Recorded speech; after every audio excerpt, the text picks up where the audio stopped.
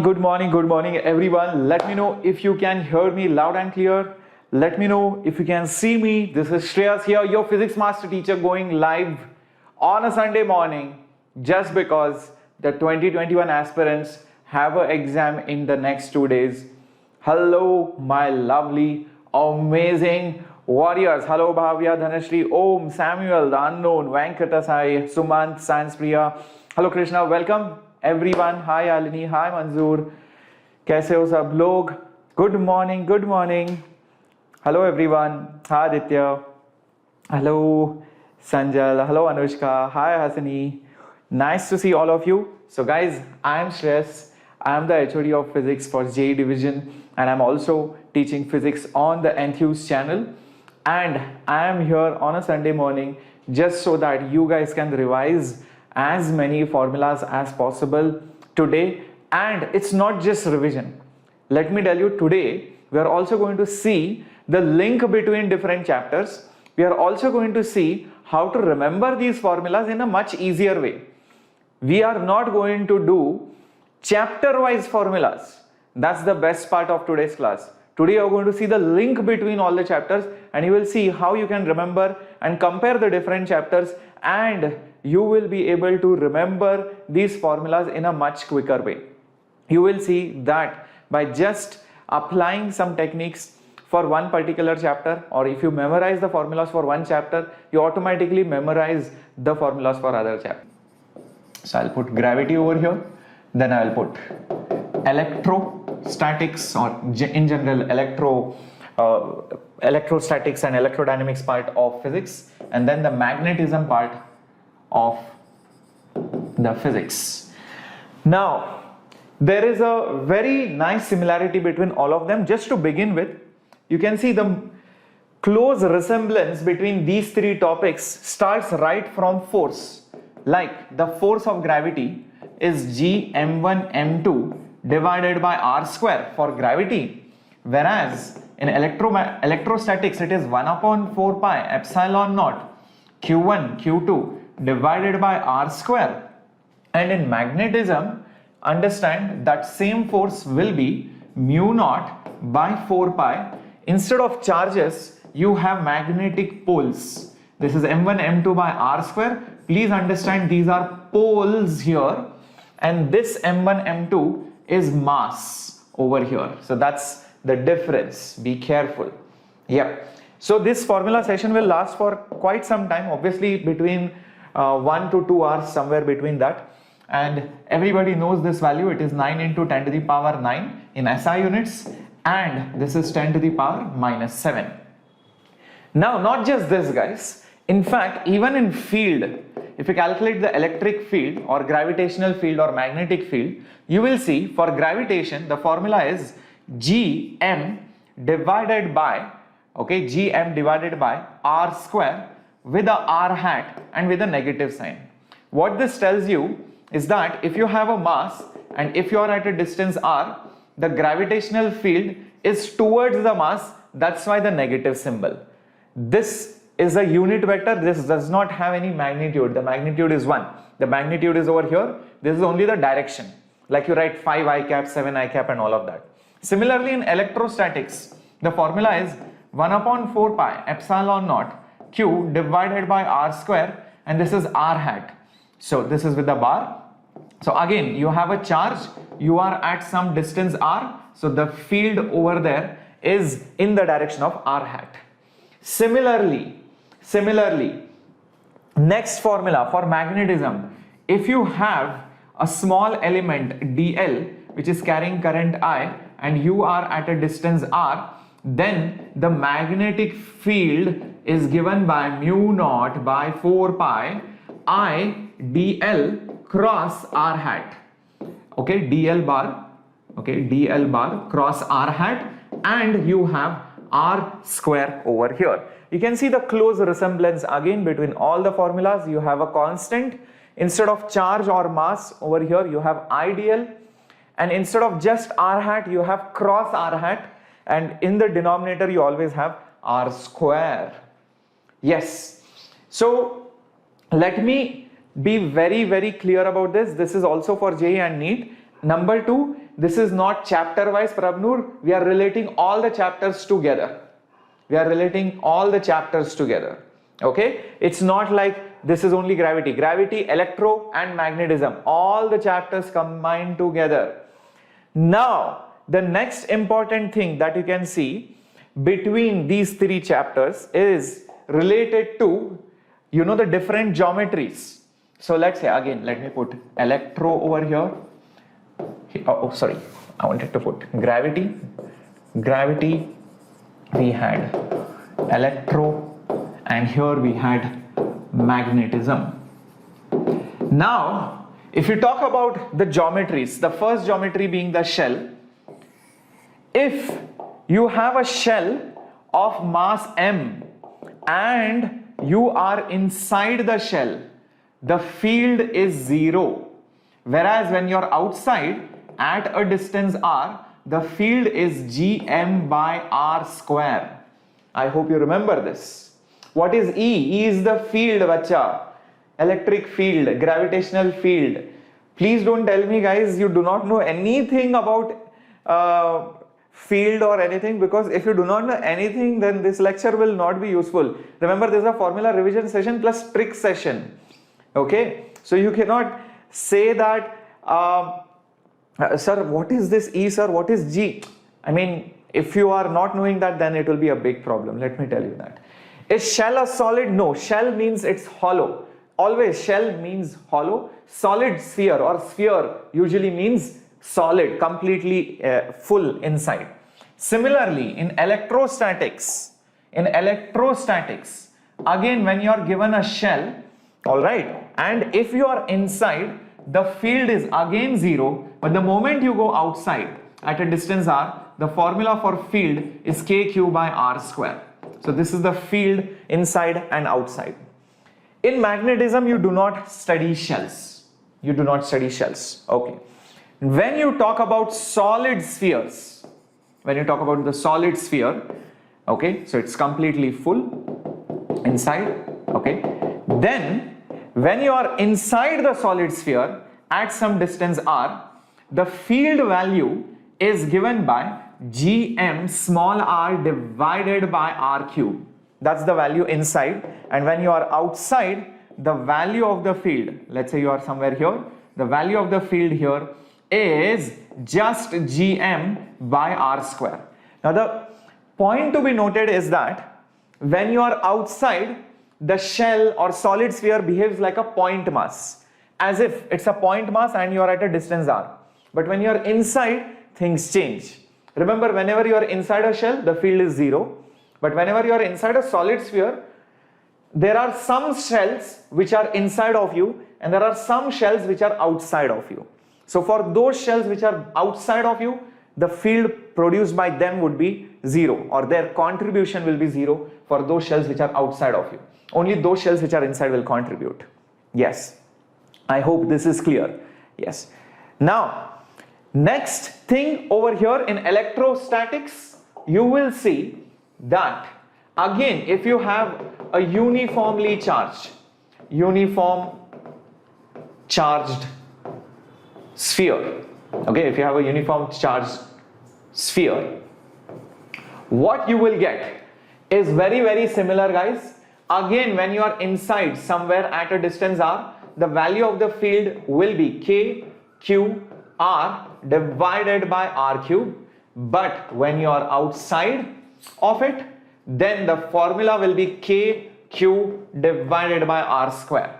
For magnetism, there is nothing like that. There is no solid charged magnet. No, we do not have that. Good morning, everyone. Good morning, everyone. Yes.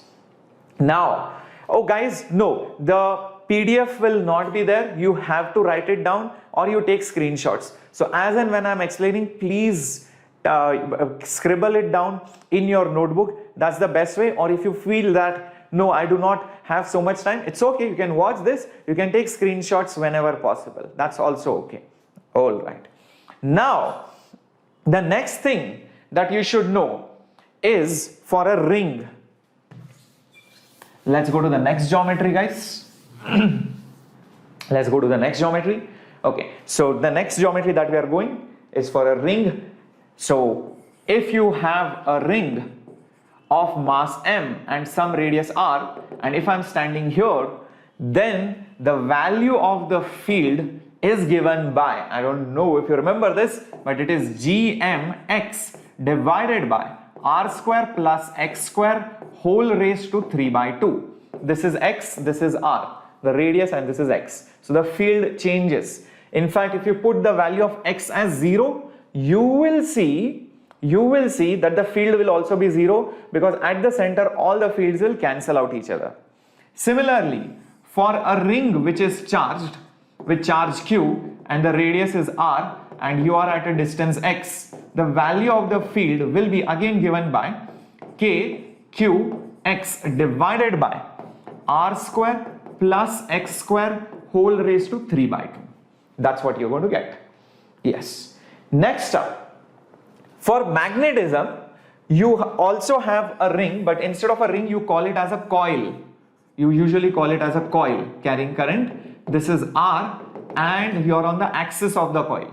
The magnetic field is given by mu naught I, R, and you have 2 over here, r square plus x square over here raised to 3 by 2. To satisfy the powers, I'll put r square. Why did I decide to put r square? Remember, whenever you write the formula for magnetic field, in the denominator, the power of length is 1. The dimension of length is 1 in the denominator. So, r square raised to 3 by 2 will become cube in length. Lengthwise, dimension-wise, it will become cube. So, to cancel it out, that's how I remember that there should be a square on the top, not r. So, that's how you can solve this. Remember, this formula can also be used when you are at the center of the coil, because when you put x is 0, just put x is equal to 0, this will go out, r square raised to 3 by 2 will become r cube. R square by r cube will become r. So you will just get at the center, okay, at the center, magnetic field at the center, the standard formula, which is mu naught I by 2r. Okay, so that's what you will get. Now, you also have linearly charged wires. So, if you have a wire which has lambda charge density and you are at a distance r, then the field produced at any point is given by 1 upon 4 pi epsilon naught lambda by r. Now, the best part over here is you can use this formula, whatever I am going to write, for any wire which is charged, be it of any length. This is alpha and this is beta. So what you get over here is sine alpha plus sine beta. So that's the field that you get along the x-axis. Very, very important formula. You do not have the geometry in gravitation. In case of magnetism, when you have a charged, actually you will not have a charged wire, but you will have a current carrying wire, and you are at a distance r, then the magnetic field is given by mu naught by 4 pi I by r, and again the same thing, sine alpha plus sine beta. That's what you will get. You can see the formulas are very, very similar. Do you see the resemblance? Yes, do you see the resemblance? Captain Cool, screen is visible. I am guessing that your resolution is less. Your resolution is less. Yeah, please check it out. Okay, please check it out. Just check the settings and check your internet connection. I'm pretty sure it will be fine once you do that. All right. Good morning, everyone. Good morning, everyone. I hope everything is fine till here. Next formula that you should know, which is not there in gravity, but it is there in electro and magnetism. If you have a charged sheet, then the field because of it, which will come both ways, will be given by sigma by 2 epsilon naught. What is sigma? It is coulomb per meter square, charge per area. Remember, this lambda was coulomb per meter. Okay, this was linear charge density, this is areal charge density. So a charge sheet produces electric field both ways. A similar thing is there in magnetism also. A similar thing is also there in magnetism. So what you have is a sheet which carries current, a sheet which carries current, and there is linear current density given, then the magnetic field is given by a very similar formula. Instead of sigma, you have lambda, and instead of epsilon, you have mu naught and divided by 2. What is this lambda? Understand? This lambda is nothing but ampere per meter in this case. It's the linear current density. This is a sheet carrying current. So how much current is there per unit meter? That is the formula. Mu naught into lambda. You can see whenever epsilon comes below, mu naught goes on the top. Whenever sigma is there, per unit area is there, in magnetism it becomes per meter. That's how it works. That's how it works. Kamesh, no bacha, the PDF won't be available. You have to make notes. Okay, cool.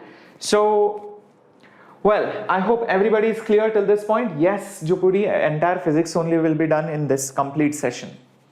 Everybody fine till this point? Shall we go ahead? I hope everybody is clear till this point. Shall we go ahead? Let me know if you can see me. Let me know if I'm audible. Let me know if you can hear me loud and clear. Let me know if you can see everything on the board. Okay. Cool. Very good. Very good. Thank you, Jaya, Swati, Hasini, Chaitanya, Mayana, Shasha, Jaya, Kela, Ram, Dora, Sandeep. Yes. Why R square? Because that's the formula, man. And it should also satisfy dimensionally. That's why. Okay. Let's get going to the next one. Okay. Let's get going. Okay. Cool. Now, the next one that I want to talk about is the field. In case of gravity, when you have a mass, the field is always attractive. That's how the field is. It always ends on the mass. But in electrostatics, the field can originate from the positive charge and it can also terminate, but on a negative charge. In case of magnetism, there is no termination or start. It is always in the form of closed loops. They do not intersect, they do not have a start or end. Okay, that's how it works. Next important thing that you should know is that in all the three scenarios, in all of them, always remember any field will always go from high potential, high voltage to low voltage. That's the standard direction of the field. It always goes from higher voltage to lower voltage, higher potential to lower potential, be it gravitational, be it magnetic, be it electrostatic, all kinds of potentials and fields follow the same rule. And also remember, wherever the density is more, so the strength of the field, is directly proportional to the density of the field lines. The density of the field lines. It's directly proportional to that. Okay, very, very important.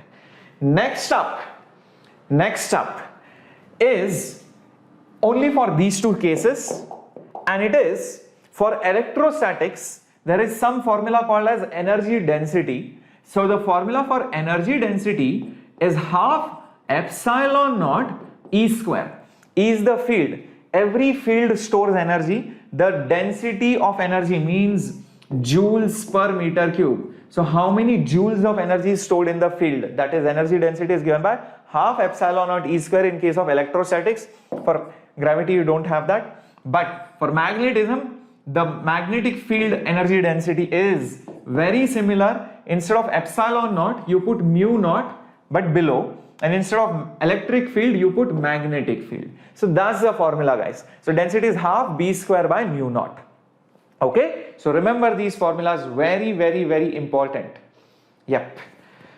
Yes, this session, I don't know how much long will it go, but I have not planned what's the end time, but just guys focus on the session. Do not get deviated. This is really serious. I mean, come on. We are revising all the formulas of physics out here. Thank you, Ritesh. Thank you, Akhil. Yep. Yeah, today there are no questions. It's only formula revision and seeing how the formulas are related. Nobody in your school or coaching would have done this, comparing all the formulas together for all the chapters. Lot of you revise the formulas in the wrong manner. What you do is, sir, vectors formula, a square plus b square plus 2ab cos theta, kinematics formula, okay, Newton's laws formula. That is not the correct way of revision. You have to see the relationship between chapters, guys. If you're doing that before then, probably you are doing it wrong. Okay, now once you're done with this, let's go ahead. Okay, now slowly moving on to resistance, and then capacitance and inductance. Okay, now starting with what's the formula for resistance. The formula for resistance for a wire of certain area and certain length is given by rho L divided by A. For capacitance, there are three formulas. For a parallel plate capacitor, it is epsilon naught A divided by D. For a cylindrical, capacitor, it is 2 pi epsilon naught height of that cylinder divided by log of B by A. And for spherical capacitors, okay, so this is spherical capacitor, shell inside a shell. The formula is 4 pi epsilon naught 1 by R1 minus 1 by R2. So these are the standard formulas which you should know, guys. Next up is Shashank, don't spam, don't worry about null point, this point, just focus on what is happening right now. Okay, and Vinay, you're not going to get the PDF, bacha, sorry, you have to write it down. Lot of teachers do this. I really don't like teachers giving, all the handwritten notes out there just so that you can revise. Guys, it's not the correct way. You have to make notes by yourself. Understand, by watching somebody cycle or watching or downloading a video of somebody's cycle, you do not learn cycling. You learn to ride a cycle when you actually sit on a cycle and go through it. So understand, I do not give notes that way. So you have to make sure you scribble when you see this. Yeah, especially for physics. For other subjects, maybe it might work, but for physics, definitely it will not work. Remember that. For inductance, self-inductance formula. Everybody should know the self-inductance formula, guys. Okay, so what's the self-inductance formula? Mu naught pi R square, N square and L. So mu naught is permeability, pi is pi, R is the radius, okay, N is the number of turns per unit length of that solenoid. This is the L of the solenoid, the self-inductance of the solenoid. But you also have the formula for mutual inductance of a solenoid, one solenoid inside other solenoid. So the mutual inductance for solenoids is similar formula, mu naught pi R square, but instead of N square you have N1, N2, L. What is this L? L is the length of the solenoid. Okay, this L is the length.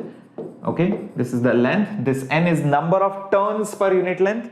Why do I have two N1, N2? Because one is inner solenoid, one is outer solenoid. That's why you will get it.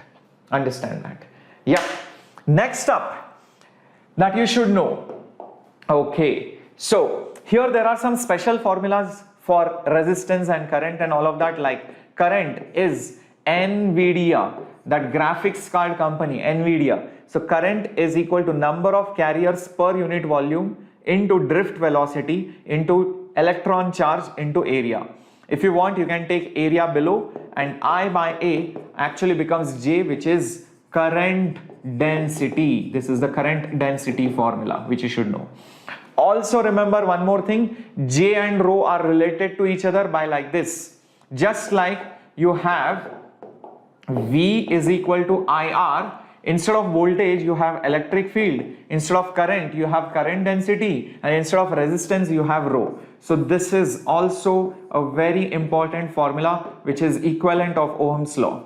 Okay, so E is rho J is equivalent of Ohm's law. So V is IR. It's very similar to that. Remember this formula. Next up, when you have resistors in series, understand total resistance will be R1 plus R2. The current will be same, but the voltage will be different. That's what the formula works. In case of capacitance, when you are in series, it will be 1 by C1 plus 1 by C2. Q is same. The charge on each one of them is same. The voltage difference is different. Keep this in mind. In case of inductance in series, it will be L1 plus L2, and what will be same is very important, di1 by dt, or rate of change of current. Di by dt is same across all of them. So what is different is delta V is different. Keep this in mind. A lot of people think current is same. Yeah, current might be same, but di by dt will be same. That is also very important. Next up, no, resistance is not reciprocal of resistivity. In fact, the inverse of resistivity is called as conductivity. This is conductivity. Okay, this is conductivity. Okay, don't worry about that. Last thing over here, when you have resistors in parallel, you have 1 by R1 plus 1 by R2. What is same? V is same. The voltage is same. Current is different. The current is different. Whereas in case of capacitance, the capacitance is just add. It will be C1 plus C2. Q is different. The charge on each one of them is different, but the voltage drop is same. Very, very important. And in case of inductors in parallel, you have 1 by LP is equal to 1 by L1 plus 1 by L2. Again, the voltage difference is same. Obviously, they are in parallel. So, resistors and inductors are similar. Resistors and capacitors are exactly opposite formula-wise. Okay, next up. Just erasing this. Okay, just going to the other, table. Okay, and now I'm going to write, one second. Okay, so I'm going to write gravity over here and electro over here. Now some more formulas. I'm coming to that, Bhargavi. Spring and capacitance, what is same and not, I'll let you know. Jupiter always, man. Yeah. The third C is a ring. No, Preksha, the third capacitance was for spherical capacitor. There is a shell inside a shell. So the capacitance is 4 pi epsilon naught, 1 by R1 minus 1 by R2. R1 and R2 are the radii. Okay, cool. Now, first formula that you should know in case of gravity is potential formula. In case of gravity, the way potential is defined is limit potential energy per unit mass, mass tends to 0. Unit is joules per kg. Whereas in case of electrostatics, electric potential is defined as limit test charge tends to 0, energy by charge, but in this case it is joules per coulomb, which is also volts. So that's the formula. Now, if you have a point mass and you are at some distance, the formula for potential is minus Gm by R. That's the formula for potential. But in this case, if you have a point charge and if you are at a distance R, then the value of potential is plus K, or just K, Q by R. K is 1 upon 4 pi epsilon naught. Keep this in mind. The formula for potential energy between two masses M1 and M2 separated by distance R is given by minus G M1 M2 divided by R square. Minus G M1 M2 divided by R square.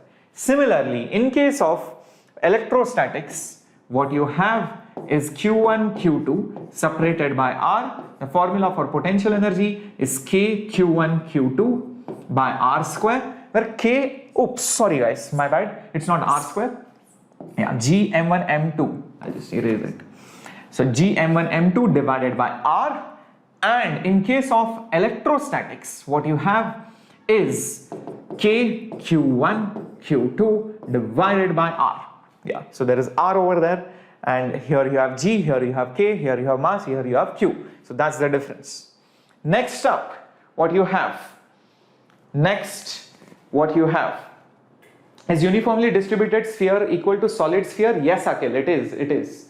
Yes, Sanjay, even if you are a NEET student, you can watch it. Yep. All right. Next, that you have to see. Okay, let's move ahead. Let's move to potentials of shell. Remember, I have spoken about shell before, but we have only spoken about the field. Now let's talk about the potential. This is very, very crazy formula. A lot of people forget this. When you are outside a shell, the formula for potential is minus Gm by R. In case of a charged shell, shell means hollow sphere. So the formula for electric potential is Kq divided by R. The problem happens when you're inside. When you're inside, understand the potential is constant and it is minus Gm by capital R, where capital R is nothing but the radius of the shell. Keep this in mind. Same thing over here.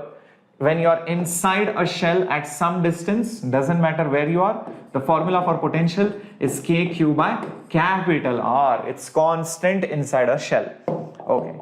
But for a solid sphere, the formula changes little bit. So this is our solid sphere, let's say, okay, like this. Now, when you are outside, the formula is still the same. There is no difference. The solid sphere behaves like a point mass, so it is minus Gm by R. But when you are inside, let's see that later on. Here in this case, when you are outside, it is Kq divided by R. The problem is when you are inside. When you are inside a solid sphere, the formula is slightly different. Remember, it's not constant. So in fact, the formula is minus Gm by 2 capital R cube, capital radius of the solid sphere. Okay, in case you forgot what R was. So this is R, the radius of the sphere. Okay, into 3 R square minus R square. The small r is the distance from the center, capital R is the total radius. That's the formula. In case of electrostatics, same thing guys, there is no difference like you can see. It will be Kq divided by 2R cube and you have 3R square minus R square. This is the formula. Good morning Gayatri, welcome aboard. Durga, I think you are watching it on lower resolution. You are watching it at 240p. On YouTube, you have an option to see the video in a higher resolution. Okay, you can see that. All right, so let's get moving to the next one. I'm just erasing this now. Okay, so see guys, what happens is on YouTube, I don't know whether you noticed this before. So let's say you're watching this lecture out here. So there is an option over here. Just click on this. Okay, I think I'll have to skip this ad. Only then I can do this. Okay, skip this ad. Okay, just hit over here quality. Right now it's on 1080 because my internet speed is good, but you can choose at least 720. Keep it at least at 720, then it will be nice. Okay, nice. This is screen inside a screen inside a screen. Okay, cool. Let's get going to the next one. Now, there is a very important relationship between these four physical quantities which you should know. Force, field, potential, energy, and just potential. Let me put up their symbols first. F, E, V, and U. When you go from force to field, okay, when you go from force to field or from field to force, what is the formula? Guys, if field is given, force is Q into E. That's how you go from field to the force. Q into E will give you the force. Now, if charge is positive, force and field are in the same direction. If charge is negative, force and field are in the opposite direction. Here also, when you want to go from potential to potential energy, the potential difference into the charge will give you potential energy change. Or basically, U is Q into V. That's the same formula. Charge into potential will give you potential energy. Keep this in mind. When you go the reverse way, when you go like this, then the field will become force by charge.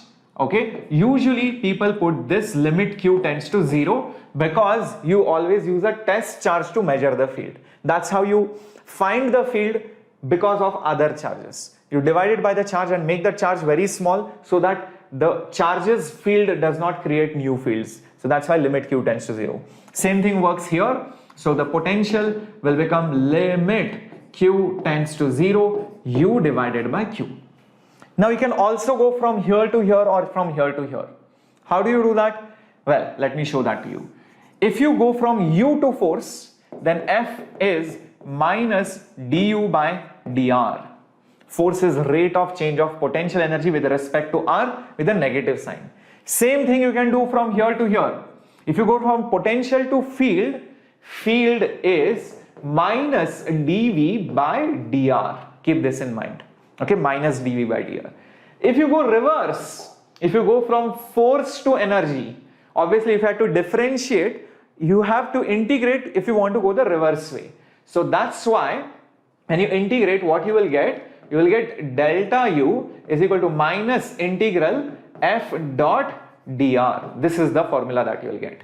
In this scenario, when you go from this to this, what you will get delta v is equal to minus integral E vector dot dr.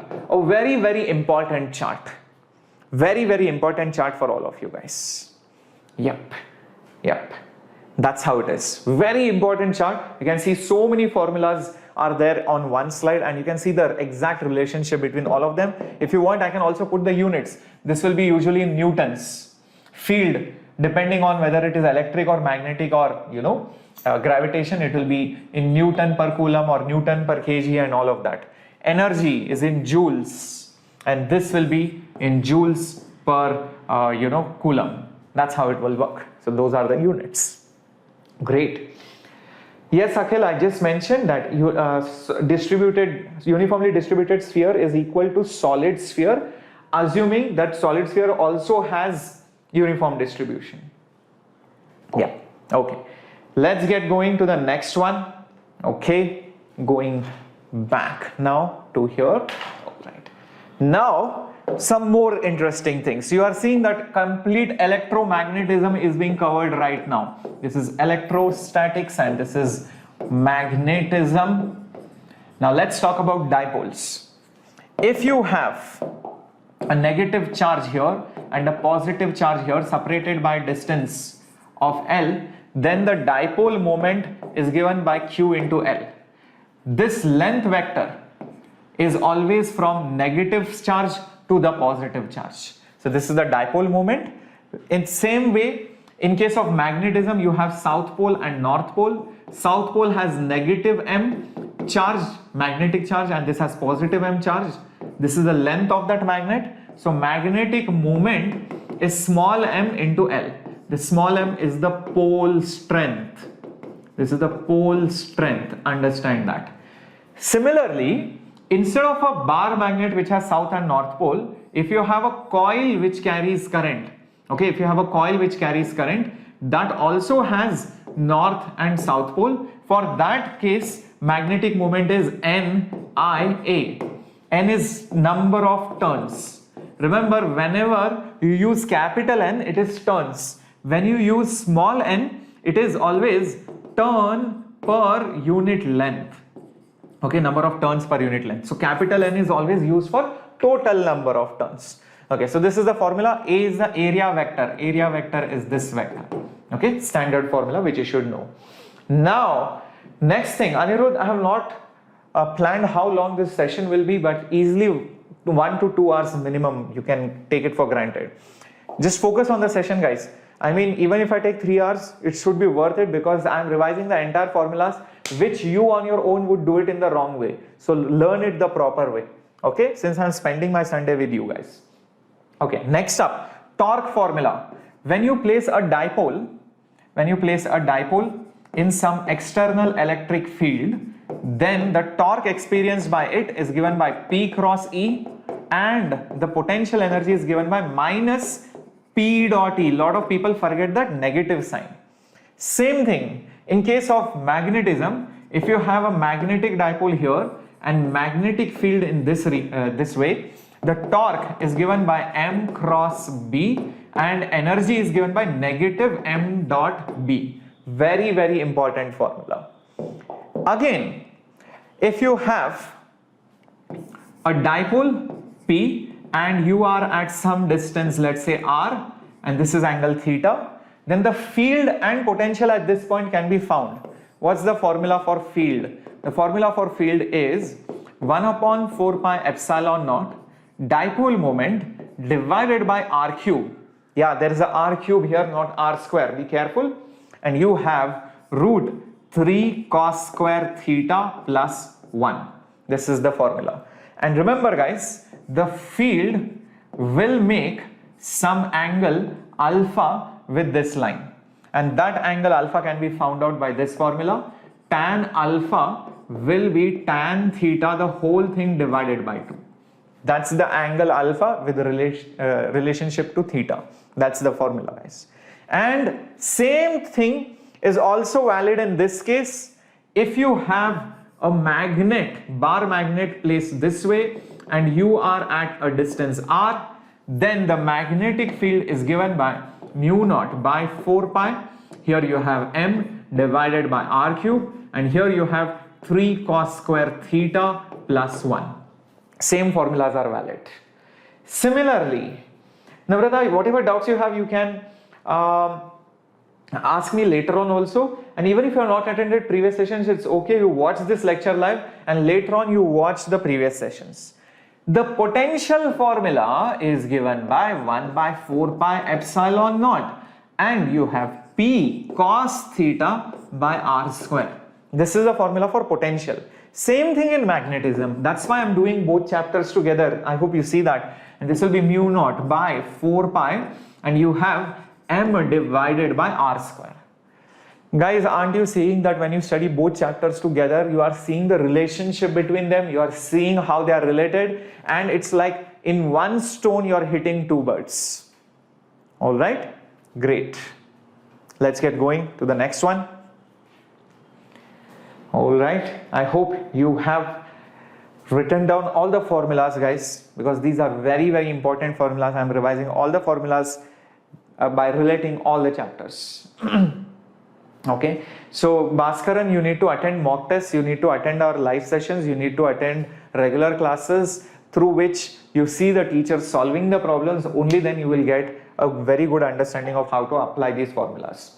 Similarly, next step which we need is basically, yeah, again I'll put electro and then I will have magnetism. Now, if you have some material, with dielectric strength K, okay, then that K is called as the relative permeability, which is also epsilon by epsilon naught. This is for that particular medium.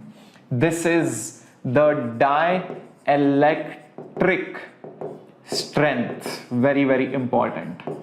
Similarly, in magnetism, if you have some matter, okay, if you have some material, that will have something called as the relative permeability, and that is permeability of medium upon permeability of free space. This mu is for that particular medium or for that material. Mu naught is for free space. And guess what? This mu relative is 1 plus x. This is your susceptibility. This is your susceptibility. Okay, very, very important formula. This is from the chapter of magnetic properties and all of that. And this susceptibility, this value of x, okay, is actually I divided by h. What is I? Intensity of magnetization. So this I is actually magnetic dipole moment per volume. So this is magnetic moment, okay, per unit volume. That's what I is, and this H is magnetic intensity, which is external field divided by mu naught. Standard formulas which you should know, guys. Very, very important. Okay. So why not 2L, Swati? 2L leads to a lot of confusion. That's why I use L. Lot of textbooks use 2L. They divide the total length into L and L. It's confusing. The length of the dipole will be given and you will be like, what should I put L in the exam? You'll get confused. That's why I use L. It leads to a lot of confusion when you use 2L. Okay, avoid that. One more thing, whenever you have a material which is dielectric, it will get polarized and there will be induced charges when there is external field. So the value of these induced charges, the value of the induced charge is given by, what is the formula? The charge into 1 minus 1 by K. You would have seen this formula in capacitors. This is very important. This Q is your actual charge, okay, and you will have induced charge is equal to 1 minus 1 by K. Very, very important formula. Okay, cool. Let's get going to the next one. Okay. Previous slide, M cos theta or M? Oh, is it in the previous slide? If I have put M, then please correct it. V is, mu naught by 4 pi. It's M cos theta divided by R square. Okay, so potential formula due to a dipole is mu naught by 4 pi. M cos theta. M is magnetic moment, R is the distance, theta is the angle at where you are standing. So it's M cos theta by R square. Okay, cool. Thank you. Okay, let's get going to the next one. Now we are going to compare these two chapters. Look at this. This is magnetic effect and sources, and here you have EMI. All right, here you have EMI. Okay, so in magnetic effects you have force is charge into velocity cross B, this is on a charge which is moving, but when you have a current carrying wire, then the force acting on it is IL cross B.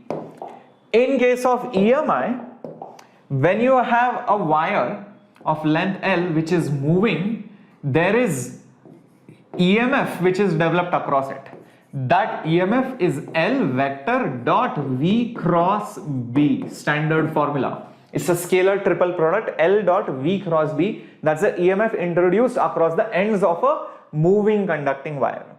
Also, when you have a curved wire, okay, which is carrying current, the force acting on it is same as the force acting on a straight wire. So the force acting on a curved wire is the same as the force acting on a straight wire when B is uniform or basically constant. So curved wire and straight wire between the same two endpoints experiences the same net force. Here also the formula is same, or the theorem or property is same. If you have a curved wire and let's say it is moving with some velocity, the EMF introduced across the ends across that curved wire is the same as the EMF introduced in a straight wire, which is moving in a, again, uniform field. This is very, very important. Same EMF will be introduced between the 2 points. Is that clear? Great. Yeah, very good, very good. So keep this in mind. Very, very important formulas. If you have written it down, then let's go to the next formula out there. Okay, come on. Let's get going. Don't worry, Ruchita. Physics might be tough, but you have to do it, and we are here to help you out. Okay, so don't worry, just keep attending. Whatever you don't know, you will revise it later on. All right, Hasini, very good. Namrata, very good. Sanjay, yes, says Science Priya. Okay, now, let's go to this point. There are 4 laws in this slide. First is Gauss's law. First is Gauss's law. So when you have a surface and you have some charges inside, okay, there might be some charges outside as well. It says that the cyclic integral of E dot dA is the enclosed charge divided by epsilon naught, where this is nothing but electric flux. This is electric flux in the closed surface. Very, very important. There is also sign convention. All the flux which goes out is positive and all the flux which comes inside is negative. Keep this in mind. Similar to Gauss law in electrostatics, you also have Gauss law of magnetism. Magnetism. And what is that? It is very similar. B dot dA will be 0. Yeah, B dot dA is 0. Reason for that, whenever you have magnetic field lines, they are always closed. They are always closed. So because of which, the moment you take any surface, the number of lines which go in and the number of lines which go out will be equal. So net flux, so this is nothing but your magnetic flux. This is magnetic flux will always be 0. Total magnetic flux on that closed surface will always be 0. Keep this in mind. Similarly, if you have Ampere's law, okay, so you have Ampere's law. And what is Ampere's law? Again, you have some wires which carry current. Some of them might be inside this loop, some of them might be outside this loop. So these are currents, okay, and this is your loop. You take it, any imaginary loop. Then cyclic integral. Instead of electric field, you have magnetic field. Instead of area, you have length. A is going to be mu naught into I enclosed. That's the formula. Very, very important. Remember, this B is due to all in and out currents. This is not because of only inside currents. A lot of people get this wrong. The value of this integral depends on enclosed current. But the value of B at any point is because of in and out, both of them. Same thing is applicable over here. Yeah, same thing is applicable over here. Similarly, guys, like you have Ampere's law, you have Gauss's law, there is the last law which is very important in electromagnetism, and that is your Faraday's law. So you have your Faraday's and Lenz's law together, and it is induced EMF is d phi by dt. This negative sign that you see over here talks about Lenz's law. It says that the induced current or EMF is always opposite to the change of the flux. It opposes the change of the flux. Very, very important. So this is rate of change of magnetic flux, obviously. So rate of change of magnetic flux gives you induced EMF. Very, very important. All these four equations together are called something. By the way, you can also write this as integral, cyclic integral, electric field dot dl, because this is induced EMF in a loop, right? So you have a loop where you had that magnetic field lines which were changing. So you had magnetic field which was changing. You had flux which was changing. Okay, so I'll just put flux over here. So what are these four equations together called? So Nagamani, you need to remember the formulas by relating it to each other. Remember that. If you remember it separately in isolation, you will never remember it. The way I am following, the flow is very important. With practice, you will remember this. Yeah. What were all these formulas called together? They were called as the Maxwell's equation. Yeah, they are called as the Maxwell's equation. Keep this in mind, okay? Okay, chalo. Let's get going to the next one now. If you have written this down. Great. Yes, Maxwell equation, Shivam. Very good. Very good. Okay. Now we'll slowly move out of electromagnetism. A lot of electromagnetism has happened. Now we'll go to mechanics and electromagnetism. So let me just put over here. Yeah. So here you have translation. Here you have rotation. And here you have electromagnetism. Let's start with the first term. In translation, you have something called as the position. In rotation, you have angular position. In electromagnetism, the equivalent of position is basically charge, which is Q. Change in the position is called displacement. So S is delta X. This is angular displacement. And here you have the change of charge, which is also the flow, how much charge has flown, which will be delta Q. Okay. Next, you have velocity. You have velocity, which is dx by dt. Here you have omega, which is d theta by dt, which is angular velocity. And here you have current I, which is dq by dt. Very, very important. Similarly, acceleration A is dv by dt. Here you have angular acceleration, which is d omega by dt. And here you have rate of change of current. That's it. There is no name for it. It's just rate of change of the current. So that's what you call it. Very, very important. Now, once you have got till here, there are also some additional formulas to relate this and this. Like, if there is an arc, the displacement will be given by r del theta.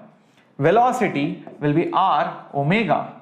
And acceleration will be alpha into r. So every term over here, when you multiply by r, you are getting this term. So theta into r, displacement, omega into r, velocity, alpha into r, acceleration. That's how it works. Very, very interesting, guys. Now, once you have studied this, okay, let me just erase. You have the kinematic equations, and they are valid only in one scenario, when the acceleration is constant both in magnitude and direction, or here in this case it's angular acceleration is constant. So only when they are constant in magnitude and direction the kinematic equations are valid. The first one being V is U plus AT, S is UT plus half AT square, and if you want to put it in vector form, put it like this. And here you have V square is U square plus, just put U square properly. So U square plus 2A vector dot S vector. This is very important. There is a dot product here. And the last one, displacement in nth second is U vector plus A vector by 2 into 2n minus 1. Okay, that's the formula. Now the same formulas are also valid over here, guys. You will have omega final is omega initial plus alpha delta t and all of that. So those are standard. Everything has its own equivalent in rotation. Is that clear? Okay, I hope this is clear. Now you might be like, sir, what if acceleration is not constant? Well, okay, if acceleration is not constant, then refer to this chart. Always it will work. XVA, instead of x you can also put theta and omega and all of that, and I have given this many times before. So find dx by dt, which is the slope, that will give you instantaneous velocity, and find dv by dt, that will be again the slope of velocity time, that will give you acceleration. Here you find the area, which is integral a dt, which will give you velocity.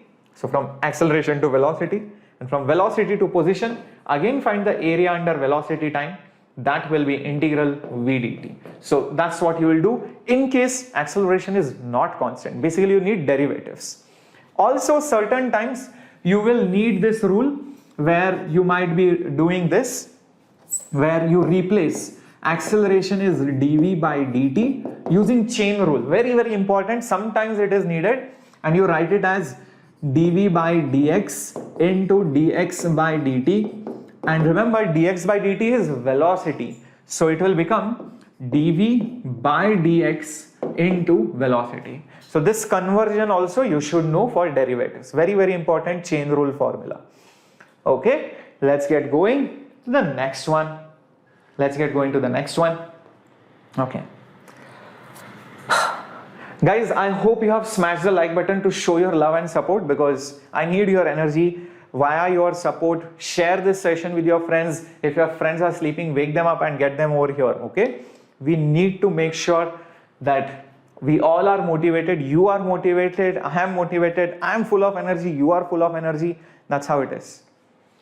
Yes, Harish, most of it will be covered, bacha. Mainly I am focusing on what are the tricks that you can use for solving the problems and remembering the formulas. Okay, chalo, let's get going to the next one. Again, you have translation, here you have rotation, and here you have EM, electromagnetism.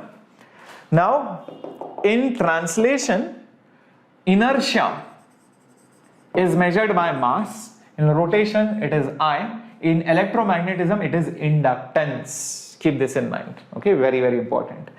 Next is force. It is F in translation. In rotation it is moment of force, which is nothing but torque. It is tau. In electromagnetism it is nothing but EMF, which is E, or voltage. Yeah, very, very important. Next you have momentum here, which is P. Here you have angular momentum, which is L, and here you have flux, which is phi. Now there are relationships between all of them. You will see how. See guys, force is mass into acceleration. What is the equivalent of mass? Moment of inertia. What is the equivalent of acceleration? Alpha. See how the equations are working. Here, what is the equivalent of mass? That's L. What is the equivalent of acceleration in electromagnetism? Recollect charge, dq by dt, d square u by dt square. That is the second derivative of charge, which is first derivative of current, L di by dt. This is also standard formula, E is L di by dt. Similarly, next up, momentum is mass into velocity. In angular momentum, angular mass into angular velocity. Similarly, in electromagnetism, phi is mass, which is L, into velocity's equivalent is current. Recollect, mass is very similar to inertia, which is inductance. This is inductance. Okay, inductor has the same property as inertia in electricity. And velocity is similar to current. I hope you remember that. Charge is similar to x, dx by dt is similar to dq by dt, which is velocity. So that's current. Okay, very, very important. Now there are also individual formulas which you should know. I is nothing but integral r square dm. Torque is nothing but r cross f. And angular momentum is nothing but m r cross v. These are the standard formulas which you should know. Okay. Similarly, these are individual isolated formulas. Similarly, you have energy related formulas, like a mass which is moving has energy, kinetic energy half mv square. A mass which is rotating has half I omega square. Do you see the relationship? Instead of mass you have moment of inertia. Instead of velocity you have angular velocity. And similarly here you have half. Instead of mass you have L, and instead of velocity you have current. So half Li square. That's how it is. Okay. Only study, like I have already mentioned again and again, we'll start it only after 2021 third attempt is over. So we need to make sure all the 2021 students pass very nicely with good marks and good percentiles. So you will have to wait for that. Meanwhile, remember also there is a KVPY batch which will start even in your regular pro subscription. So if you are in a pro subscription, the regular batch will also start. All right. Great. Let's get going to the next one. Cool. Okay. Now, okay, I don't want to erase this as such.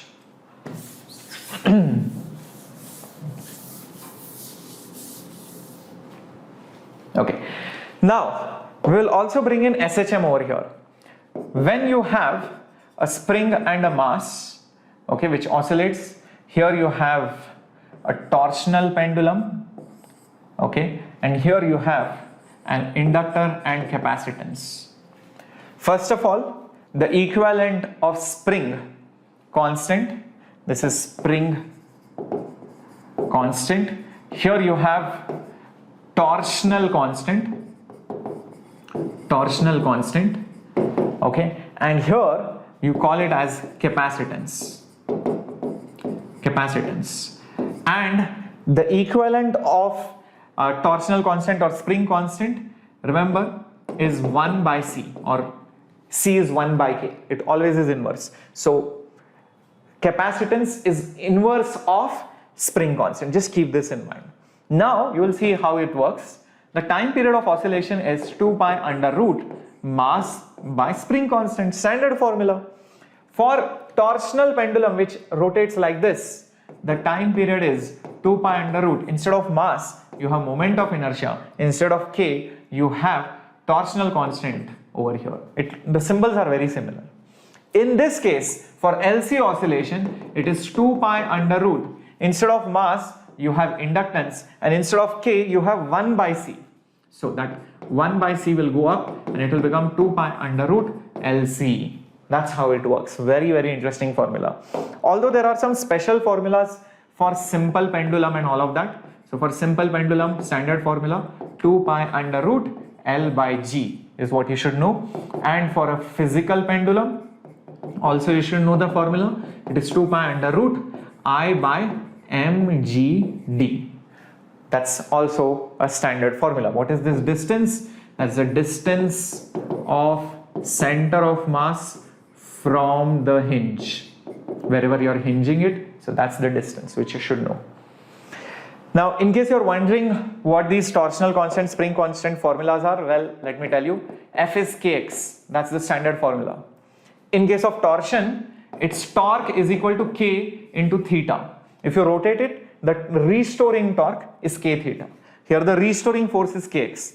I'm ignoring the minus sign, that's okay. In case of capacitance, remember the equivalent of force, torque, is voltage. So V is equal to, instead of K, you will put 1 by C, and instead of theta, you will put charge. Isn't this the standard formula? Q is equal to CV. Q is equal to CV. That's the standard formula. There is nothing great about it. You can see the resemblance very clearly. Now, last thing before we go ahead is, I'll just probably erase this now. Okay, is damping. Whenever you have a mass which moves, the force of resistance is proportional to velocity. That B is basically called as your damping constant. Same way, if some body is rotating, okay, with some velocity, there will be a torque to stop it. It will try to drag it. That will be also B into omega. This is again damping constant for rotation. In electricity, the equivalent is resistance. If there is current flowing, it will drop the voltage. Look at this. Force. What is the equivalent of force? Voltage. What's the equivalent of velocity? It's current. And the equivalent of this B over here is R. So this is nothing but your Ohm's law. You can see that this is Ohm's law. That's how things are related to each other. How many of you knew this from before? How many of you have learned many new formulas and you're surprised that your coaching or whatever did not teach you all these things? Please put up a surprise smiley if you're surprised. If you're not surprised, just put a flag smiley. I'm looking, okay sir, I know all this. Okay. Arjun is not surprised, very good. Acha, no, I'm surprised, he says, okay. Arjun's head has exploded already. The relations are surprising, very good. Okay, interesting. Okay, chalo. Let's get going then. Very good. Now you will see something interesting. Let's go here. How to calculate damping constant, Badri? It will be given. Or other things will be given, like force and velocity will be given. Don't worry about it. Don't worry, Trimbak. We are there. Tomorrow also I'm going to be there for sure shot 60. Just stay calm. Okay, just stay calm. Don't get nervous. It's okay. You also have one more attempt. Don't worry. You will do well. All of us are nervous. Even I am nervous because of you. Okay, chalo. Now let's talk about circular motion. Circular motion. Standard formulas first. Okay. So if this is radius r and if this is velocity v, this velocity is omega into r, where this is omega, angular velocity. But in vector form, remember v is omega cross r. Actually speaking, omega vector is coming towards you. Use your right hand fingers, thumb comes towards you. So thumb is coming towards you, that's the omega vector. Now omega vector cross r. So omega cross r gives you velocity, which is in this direction. So this is your r vector. Okay, that's the first formula. Next formula that you should know is basically accelerations formula. There are two kinds of acceleration. This is AC and there is another acceleration which is AT. And this is the resultant. Remember, centripetal acceleration is responsible for direction change. And it is given by v square by r or omega square r. One and the same thing. Tangential acceleration is responsible for only changing the speed, and this is just dv by dt. Very, very important. Rate of change of speed. This is only speed, understand, there is no bar there. Now when you take the resultant, A is root of AC square plus AT square, that will give you the total net acceleration. That is the vector sum of this and this using Pythagoras, as simple as that. And this acceleration is dv bar by dt. Please understand, because acceleration is rate of change of velocity. So total acceleration has the vector symbol. Tangential acceleration does not have that vector symbol because it is only responsible for changing the speed. You can see it's only in the direction of velocity. It can change the speed. Centripetal will change the direction of the velocity. That's what happens. Next up, force. There is this tangential force, centripetal force, and obviously the net force. All of them have similar relationship. Centripetal force is mass into centripetal acceleration. That's Newton's laws. Tangential force is mass into tangential acceleration. And total force, which is net force, like this, Fc square plus Ft square, will be total mass into total acceleration, one and the same thing. So that's how the relationships are for circular motion. Now keep this in mind. Whenever they will ask you a question of finding radius of curvature, just use this formula, because this r will actually give you radius of curvature.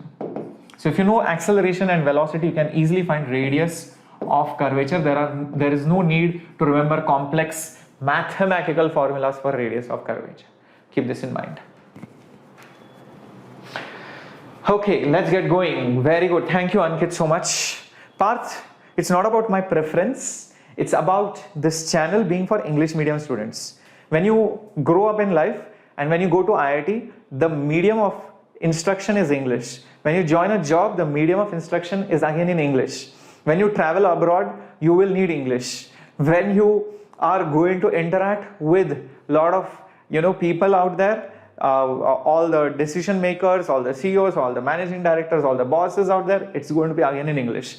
So that's why you need to build up that habit of, you know, conversing in English in day-to-day life. Plus number two, if you are an English medium student and you are studying in Hindi, then you are not doing justice to your medium. So that's why we have started this English medium channel, not just for those students who do not understand Hindi at all. This is not a channel for those students who don't know Hindi only. This is a channel for all the students who also know Hindi, who also know other languages, but who are studying in English medium and they want a channel who teach all these topics in English. That's the reason for that. Yeah. Okay. Chalo, let's get going to the next one. Tarun now wants Tamil. Now Tarun, now everybody will ask, India is a diverse land. There are so many languages. Tamil is there, Assamese is there. An Assam guy will come, sir, we want Assamese language. Then Telugu guy will say, sir, we want Telugu, we want Marathi, sir, we want Goan, sir, we want Portuguese. Guys, there will be more teachers on YouTube who are teaching in all the languages than actually teaching in the regular paid platform. Punjabi, yeah. And dubbing, oh my god, crazy. And don't talk about dubbing. Dubbings are very crazy, guys. If you see any dubbed movie, it's very funny usually. Especially when you know both the languages. When you don't know one of the languages, it's fine. You won't make out a difference. But I have seen this. I mean, like, especially when you watch English movies in Hindi, or let's say you know Tamil and Hindi, okay, and you see a Tamil movie in Hindi, then it sounds very funny. So that's how it is.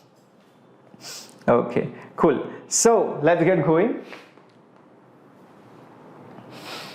Okay, now next important thing which you should know is for a vertical circular motion. Let's write this down. For vertical circular motion, first important formula. If you want to throw at the bottommost point a body in vertical circle so that it completes the circular motion, the minimum speed required is root 5 gr. Root 5 gr, so that as it goes up the speed reduces but does not become 0. At the topmost point it becomes root gr. This is in the case of string or surfaces.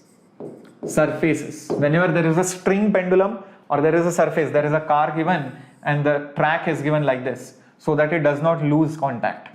So that's when you use this formula.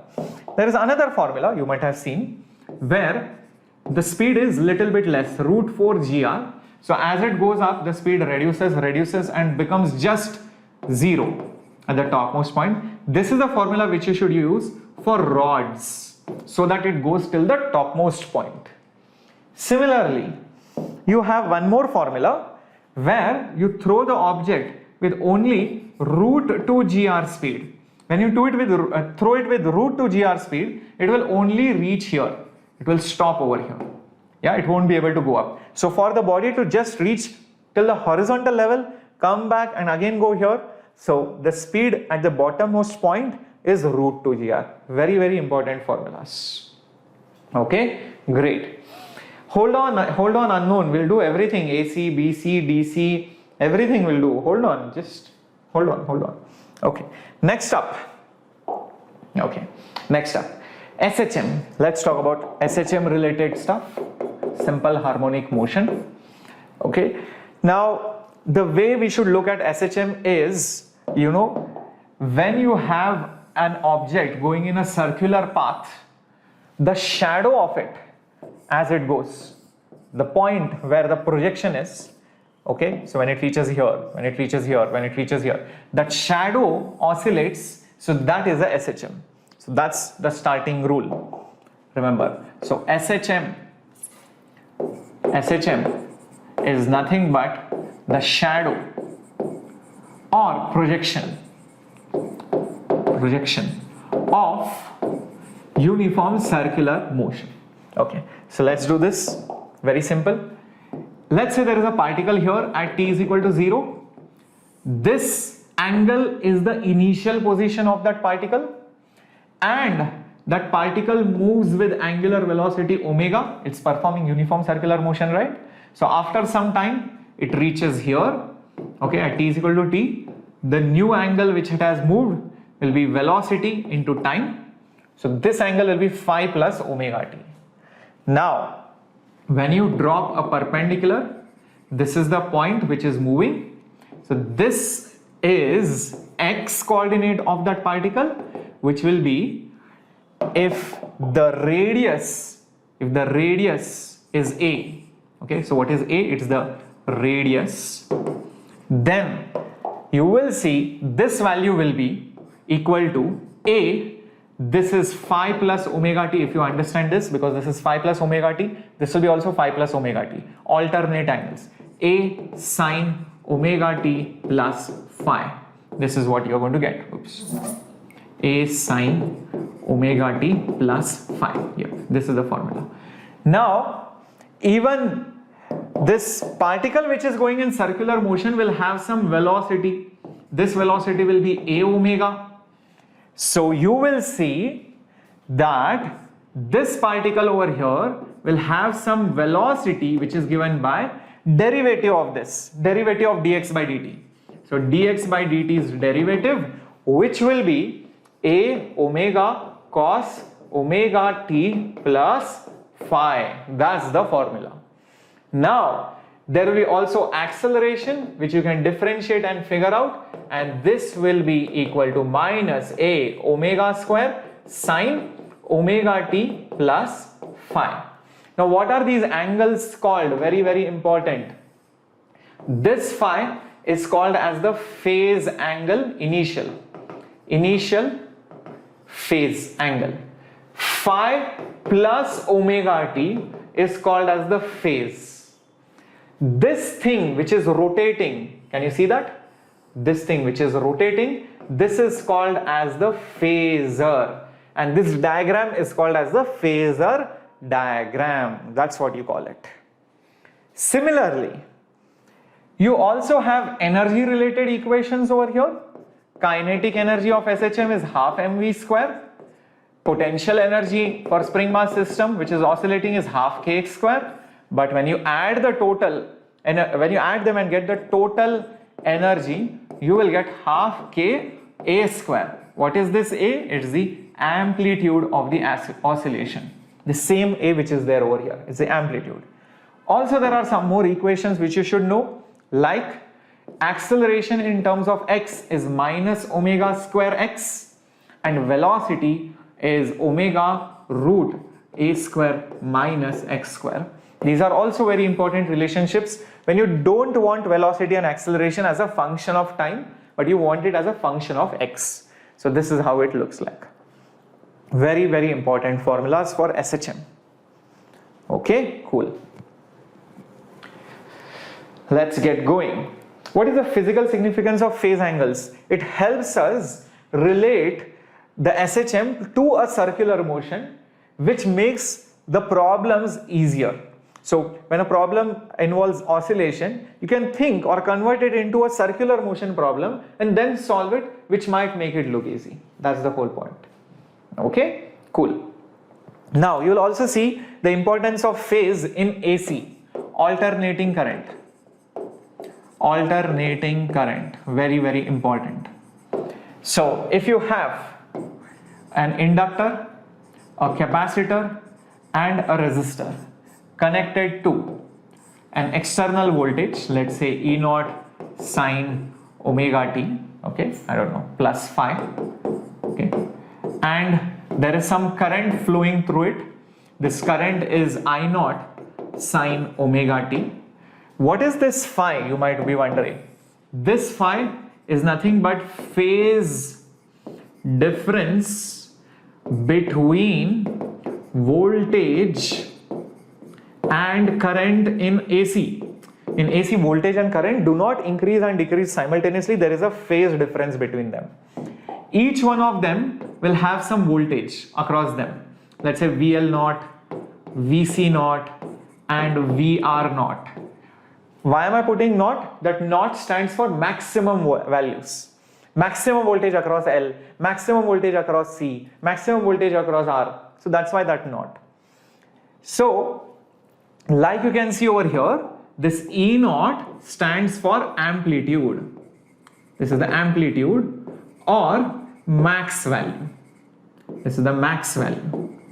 In fact, you would have also studied RMS value. Like RMS value is the max value by root 2 for a sine kind of voltage. So E naught by root 2. That's the formula for RMS voltage, RMS current, everything. It works. Now, why I have drawn this circle? Because of phasors. Remember this sentence, love is above all. Just remember this.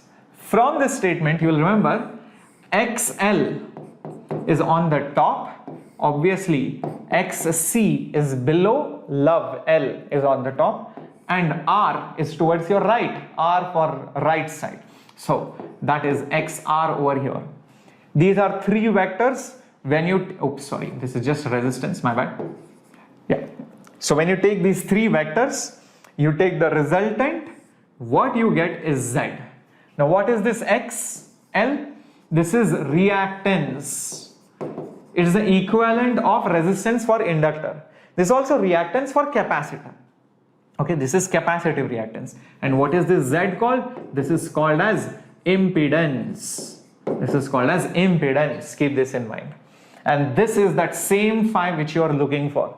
That phi over here and here is same. In fact, you can also write that the value of Z will be, first take care of this. This is XL, this is XC. So subtract them. So you will get XL minus XC on the top. Okay, XL minus XC. And this is R, and this is XL minus XC. This is the resultant. So this square plus R square. That's how it works. Similar graph you can draw, similar phasor diagram you can also draw for voltage. This will be VL, love is above all. This will be VC naught, okay, VL naught, VC naught. And this will be VR naught. And their resultant will be that E naught. That's what it works like. So again, if you want to write E naught, it will be root of, first take care of these two. So VL naught minus VC naught whole square plus R square. That's the formula for voltage. And do not forget, current is always here. This is where current is. So voltage and current have a phase difference of phi. This is how it works.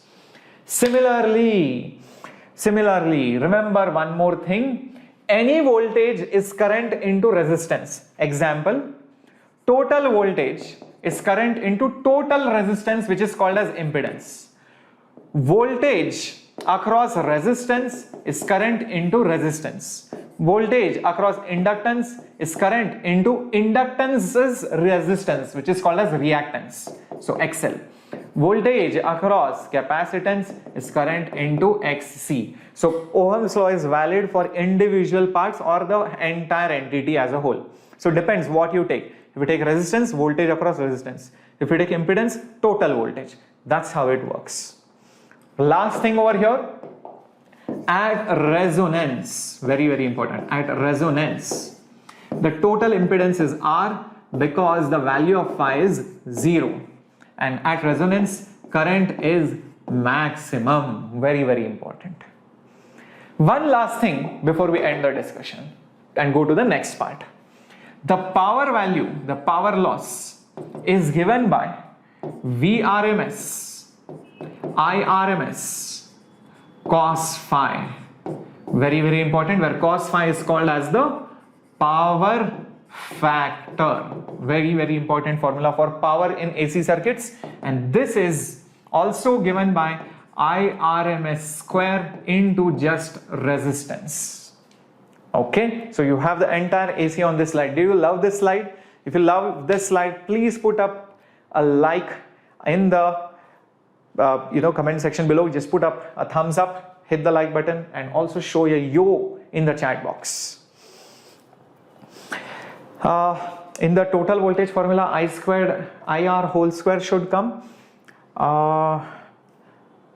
No, this is fine. This is entirely under the root. You can see that there is a root over here. That's fine. Yes, great. Let's get going to the next one. Okay, let's get going, guys, to the next one. Okay.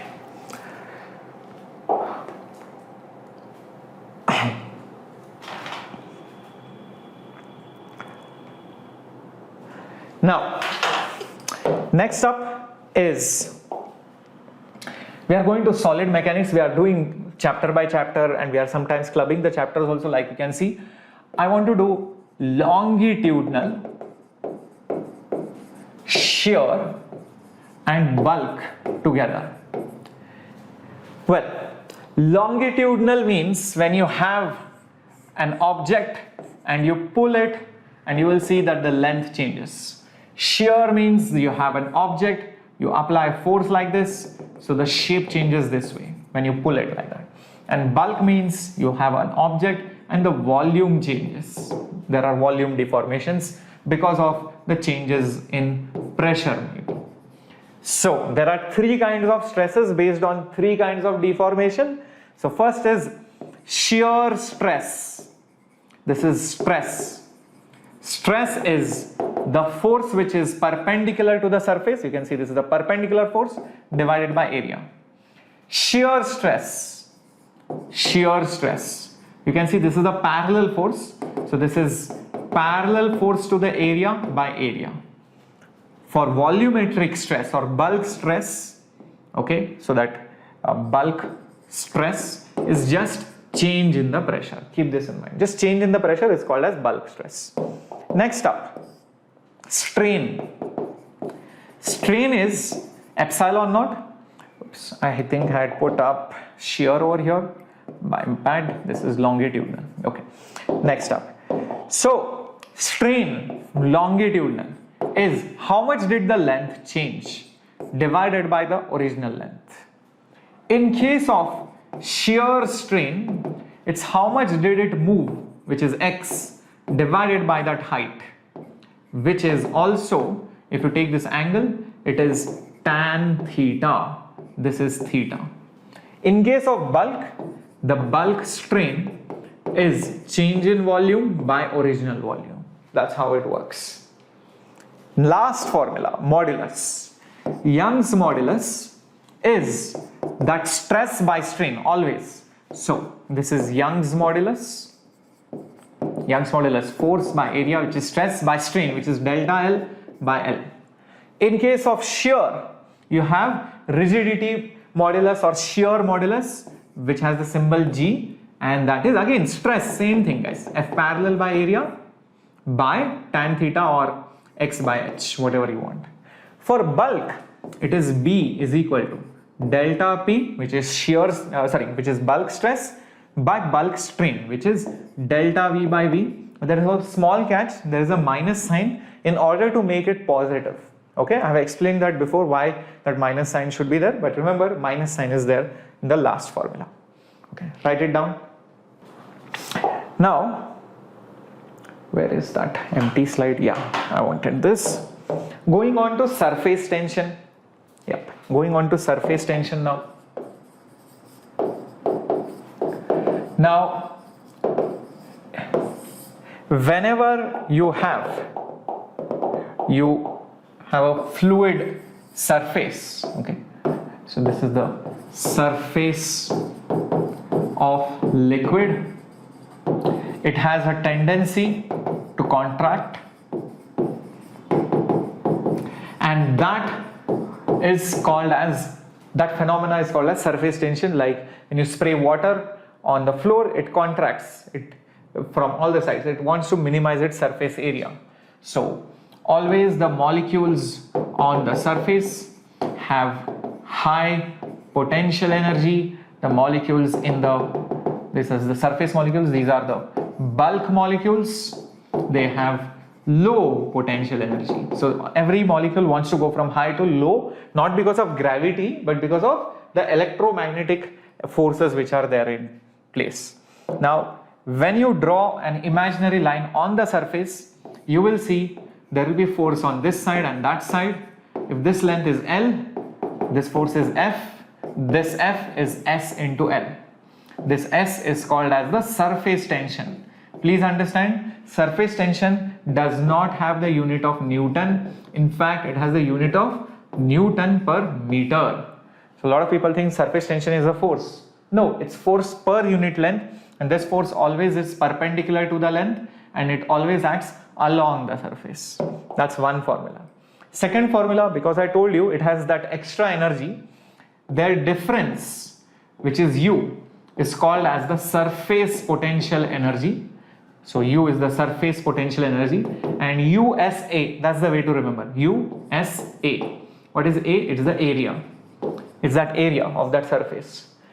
The energy of the surface is S into A. This can be used for solving problems which involve a bubble is there, the surface area increases, how much energy is needed and all of that. Because then delta U will be S delta A. Change in area into surface tension will be change in energy. So that will give you the work done to change the surface. So that's the formula which you should know. Alright. Now, apart from this, you should also know height rise of a capillary formula. Very, very important. So there you go. You have this theta over here. This theta is called angle of contact. And it could be acute, it could be obtuse, it could be 90, anything. Then this height rise is 2s cos theta by rho gr. This is the formula for height rise. I've done a beautiful question on the height rise and work done yesterday. In case you have missed the mock test, please watch it. These formulas were very, very essential. Now, the next part is where you have drops and all of that. So I'm just erasing this. You can always take a screenshot even by rewinding back. Don't worry about it. Alright. Whenever you have a curved surface, doesn't matter where is the liquid. Liquid could be here or there. This is just a surface. Remember the pressure on the concave side, and if you compare the pressure on the convex side, the pressure on the concave side is more, pressure on the convex side is less. That's how it works. And that's when you get three different scenarios. First is you have a drop. Second is you have a bubble. Okay, you have a bubble in liquid. That means the liquid is outside. So this is like a bubble in some water or some oil or whatever.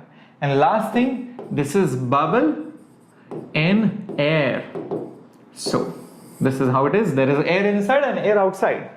Then the pressure inside is more than the outside pressure. This is called as the excess pressure, which is given by 2s by r. So the formula is 2s by r because there is only one surface. So for one surface, the pressure difference is 2s by r. Here also you can see there is only one surface. So that's why the excess pressure is still 2s by r. But here there are two surfaces, one the inner and the second one the outer. So two surfaces. So the moment there are two surfaces, it will become 2 times 2s by r. So delta P will become 4s by r. Keep this in mind. So a lot of people get confused over here, sir, whether I should take 2, whether I should take 4, should I take s? No. For one surface, it's 2s by r. For two surfaces, it's 4s by r. Keep this in mind. Yeah. Now, let's get going. Let's get going to the next one. Okay. Cool. Now, let's move on to fluids as well. Okay, let's move on to fluids. So, the first thing in fluids, when you have a medium, okay, when you have a medium of density rho and gravity is g, then the pressure changes with height and the rate of change of pressure with height. So let's say this is dH and let's say the pressure changes by dP. This is called as the pressure gradient, rate of change of pressure, and this is minus rho g. Very, very important. This minus sign stands for pressure decreases with height. Okay, with height it decreases. That's why that minus sign.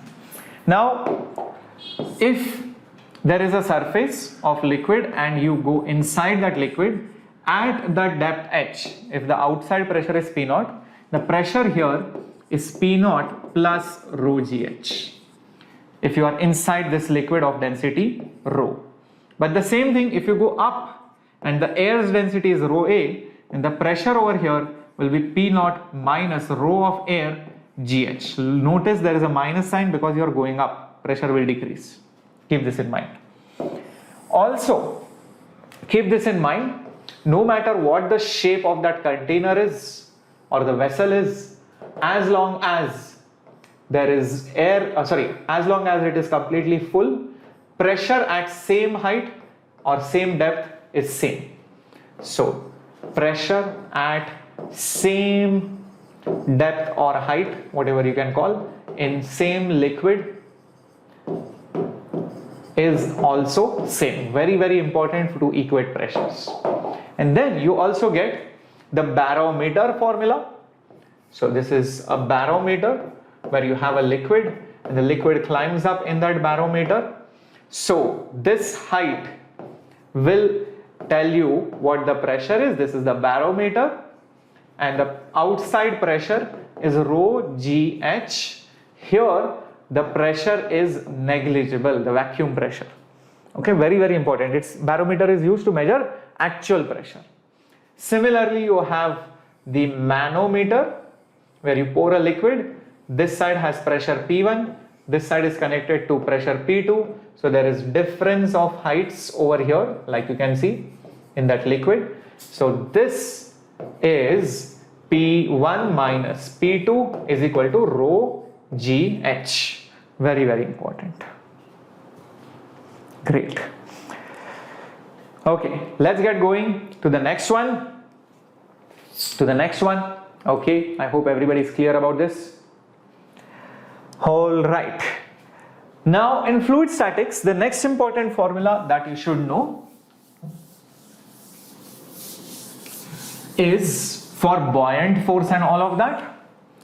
So if you have a body which is submerged, this much part, let's say, is submerged. This is Vs, submerged volume. Then the liquid will apply forces like this. The resultant of all these forces, so this is dF, let's say, the summation of dF or integral of dF, which is F, this is called as the buoyant force. This is called as the buoyant force. And the formula for buoyant force is Vs rho G, standard formula. Volume of the solid submerged, rho is not the density of solid. Keep this in mind. This is the liquid's density. Now, one thing you should know is that when you immerse a solid, because of the upward force, buoyant force, the weight of the solid reduces apparently. Hence, you get the apparent weight formula, which is actual weight minus the buoyant force. This is standard, which you should know.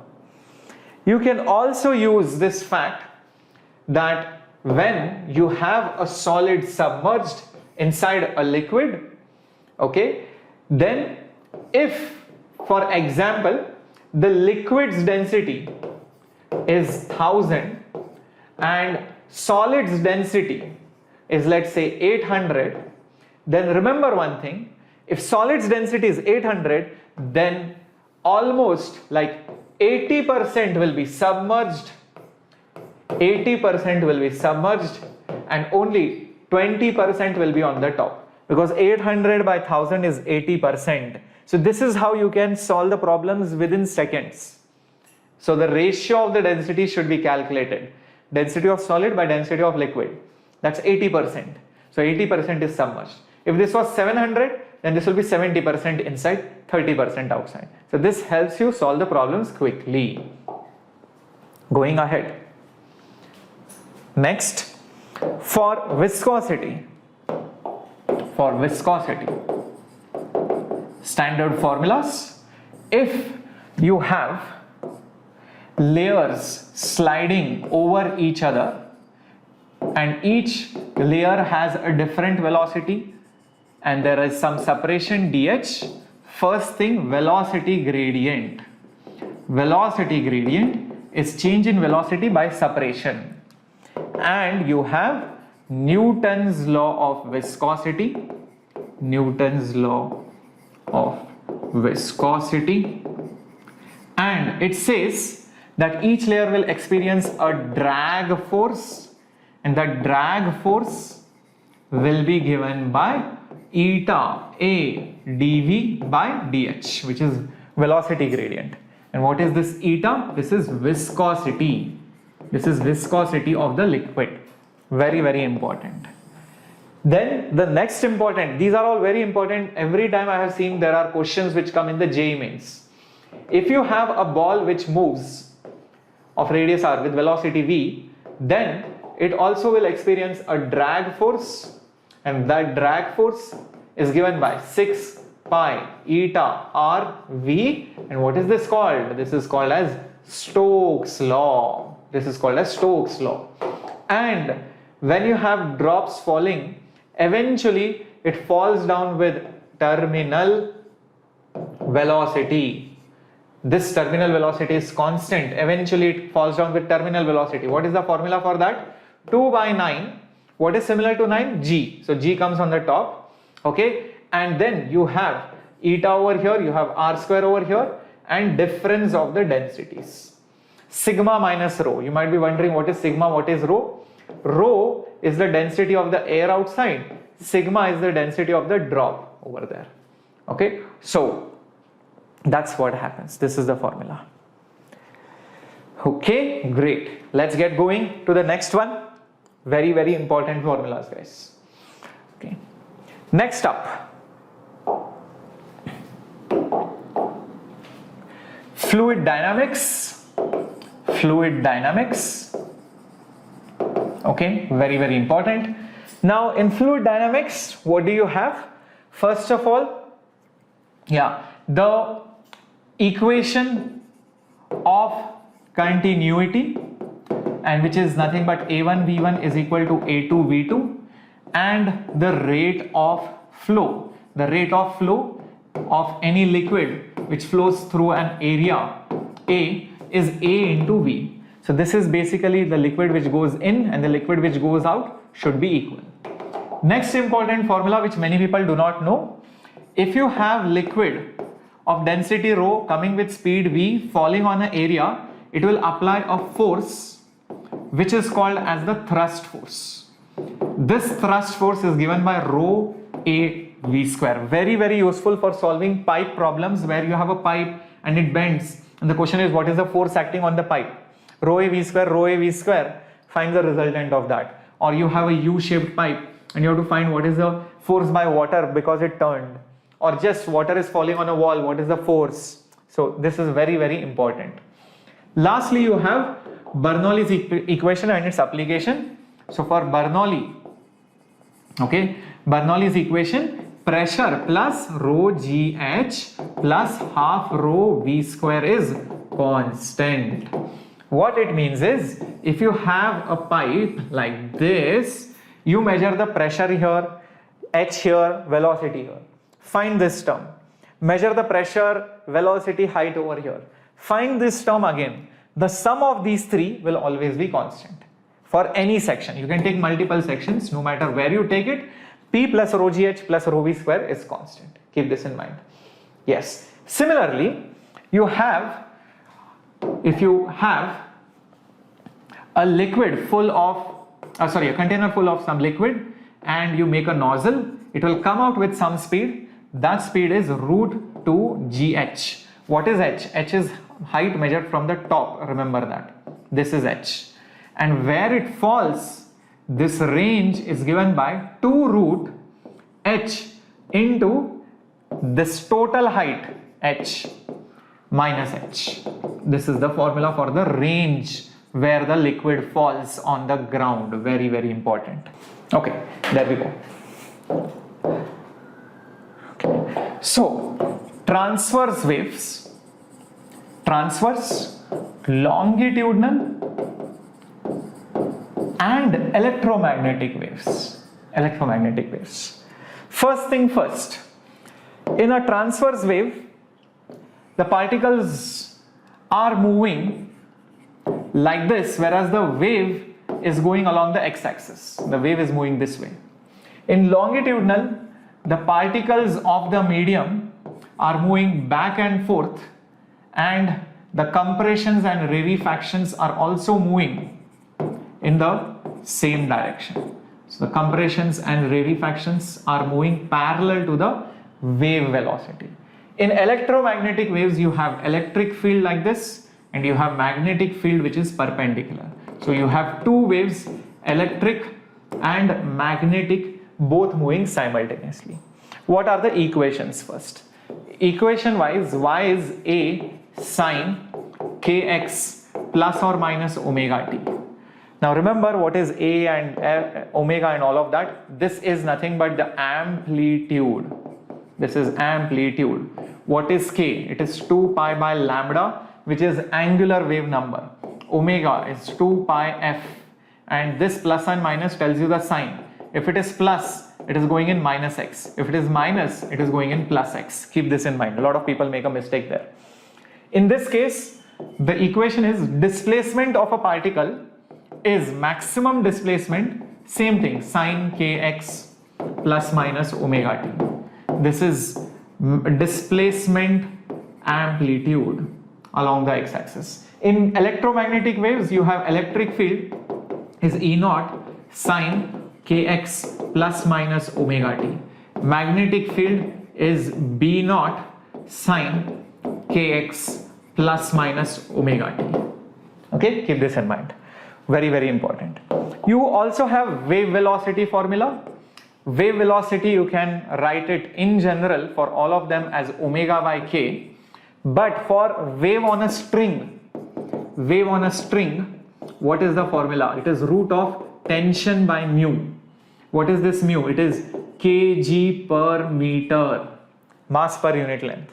For longitudinal, the formula for solid, when the wave is traveling, sound is traveling in a solid like a wall or a stone, it is bulk modulus by rho. Actually not bulk modulus, Young's modulus by rho. And for liquids or gas, it is bulk modulus by rho. It turns out for ideal gas, the bulk modulus is gamma times P. Gamma times P by rho. Gamma is Cp by Cv, P is pressure. So for solids, it's Young's modulus. For liquids, it's bulk modulus. For ideal gas, it's gamma P by rho. Standard formula. In case of electromagnetic wave, the speed is, again you can use omega by k or f lambda, whatever you want. But it is also E naught by B naught, which is also E by B, which is also 1 by root mu into epsilon. This mu is nothing but permeability. This is permittivity. So these are permeability and permittivity. That's going to give you the speed of light. Cool. Now, if you take this and differentiate this dy by dt, you will get particle velocity. If you take the second derivative of this, d square y by dt square, you will get the particle acceleration. This is the particle velocity and this is the particle acceleration. It will come out very, very similar to SHM, guys. So there is nothing great about it. It is like SHM. Everything else is similar. Is that fine? Shall we go ahead? Okay. Cool. Next. Okay, I'm erasing this. I hope you have copied this down. Okay, I'm going to erase this now.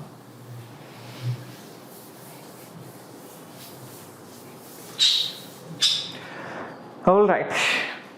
Next up, what you have in this only. Where did my pen go? Okay, it's here only. Next up, what you have is the relationship of power and all of those things. So in transverse wave, the power of the wave which is transmitted is half mu v a square omega square. For longitudinal, you generally talk about intensity, which is half maximum pressure by rho v. Now you might be wondering what the hell is this PM? This PM, which is called as the pressure amplitude, the pressure amplitude is nothing but bulk modulus K into Sm. Very, very important. This is your bulk modulus. This is your angular wave number. And remember, this Sm was displacement amplitude. Very, very important. And in case of EM waves, okay, what do you have the formula as?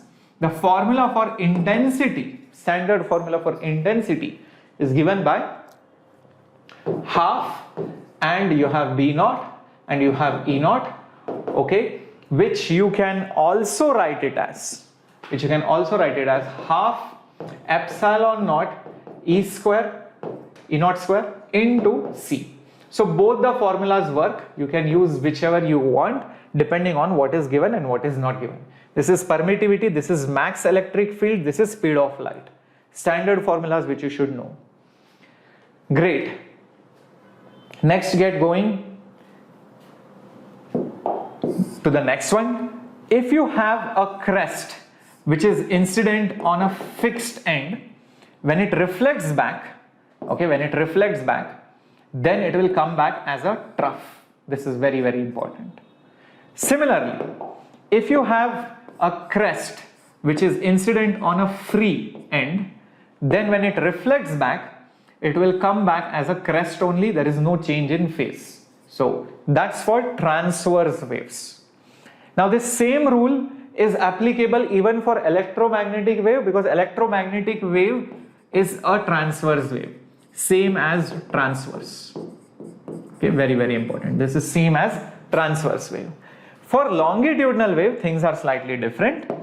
If you have a compression which is incident on a wall, okay, and then you have a compression which is incident on a rarer medium. Let's say this is denser medium, okay, this is dense and this is a rare medium.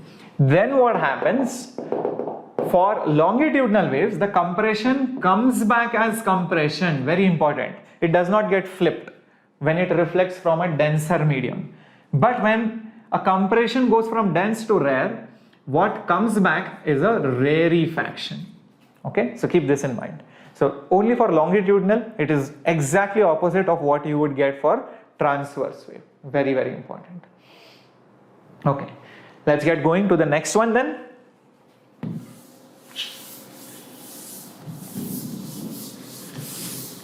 You have standing waves now. So in general, you generally don't worry about standing waves for electromagnetism, so don't worry about it. So let's just probably use that division. Okay, cool. So you have transverse over here and you have longitudinal over here. Okay, great. Now what you have is, for transverse wave or longitudinal wave, the standing wave equation. The standing wave, which looks something like this. These are called as the nodes. These are called as the antinodes. And the equation for both of them doesn't matter, it's very similar. It's A sine kx, okay, cos omega t. How do you get standing waves? When you have one wave going like this and another wave going like this. So when they go in opposite directions, what you get is the resultant wave, which is the standing wave. Keep this in mind. Now you have three arrangements over here. One is when two ends are fixed. In this case, you have two ends which are closed completely on both sides. Second arrangement you will get when one end is fixed and the other end is open. In this situation, you have one pipe which is closed and this is open. And the third situation, when both sides are free on a string. In this situation, for longitudinal or sound waves, you have a pipe which is open on both ends. It's just completely open on both ends. You have formulas like this. So when it is fixed at both ends, the frequency is NV by 2L. It's the same when you are here. For this also it is same, by the way. This and this have the same frequency. F is also NV by 2L, standard formula. Same thing over here. When the pipe is open, okay, when the pipe is open or when the pipe is closed, both sides, then the formula is NV by 2L. A formula for frequency is NV by 2L. Only problem is when one end is closed or one end is fixed and other end is free or open, then the formula will become odd times V by 4L. Here also the formula for frequency will become odd times V by 4L. Okay, so keep this in mind. So that's the formula. Oh no, not 2N. Who said 2N? Now this A, oh, some of you are asking, sir, shouldn't it be 2A? Okay, this A is the total amplitude. Total amplitude. This will be twice of amplitude of each wave, of each interfering wave, of each interfering wave. So understand, you guys make a lot of mistakes in that A and 2A. This is actually A only. This is the total amplitude of that standing wave. That is A plus A. Remember, each wave might have some amplitude, so it will get added up. Okay, I hope that makes sense. Govind, I'm doing very much fine. Standing wave is the enemy, looks like it. Somebody is struggling with drawing the waves. Okay, Navrata is back. My God, where were you? Total of, sorry boss, I cannot do that. I will continue how much ever I want. Yeah. Okay. I mean, it's very difficult to manage all of that. Okay. Hello, Surya. Will it complete before 12:30? I am hoping it will complete before 12:30. Okay. Next up, let's talk about interference. Okay. Let's talk about interference. So, 1 second, guys.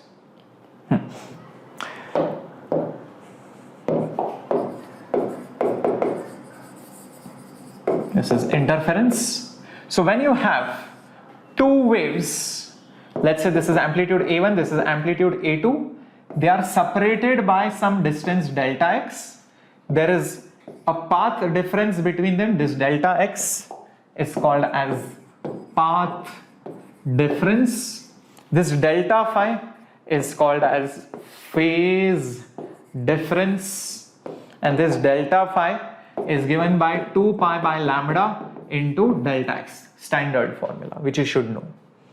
Okay, next up, each of these amplitudes should be added like vectors. This is A1, this is A2, and this is delta phi. Then the resultant vector gives you the net wave which is produced when you add both these waves. So the new wave which will be produced will be the amplitude which is coming over here as the resultant. So the resultant waves amplitude, this is what you get. And the formula is standard. A is root of A1 square plus A2 square plus 2A1 A2 cos del phi. That's the formula. So, give the formulas for YDAC. The YDAC, the main formula that you should remember is that when you have slits separated by distance, the fringe width that you get is lambda d by d. This is the fringe width. This is the main formula. Now, there are other things like what happens when you put a slab and all of that. So that depends from scenario to scenario. Whenever you put a slab of refractive index mu, then understand there is an additional path difference of T into mu minus 1 which is produced. This slab will produce that additional path difference. Keep this in mind. Okay, let's get going. Now, having said this, let's go to this slide back and slowly we will move to optics. And here let me talk about mirrors, and here let me talk about lenses. First thing that you should know for a mirror, 1 by V plus 1 by U is equal to 1 by F, R is equal to 2F. Okay, now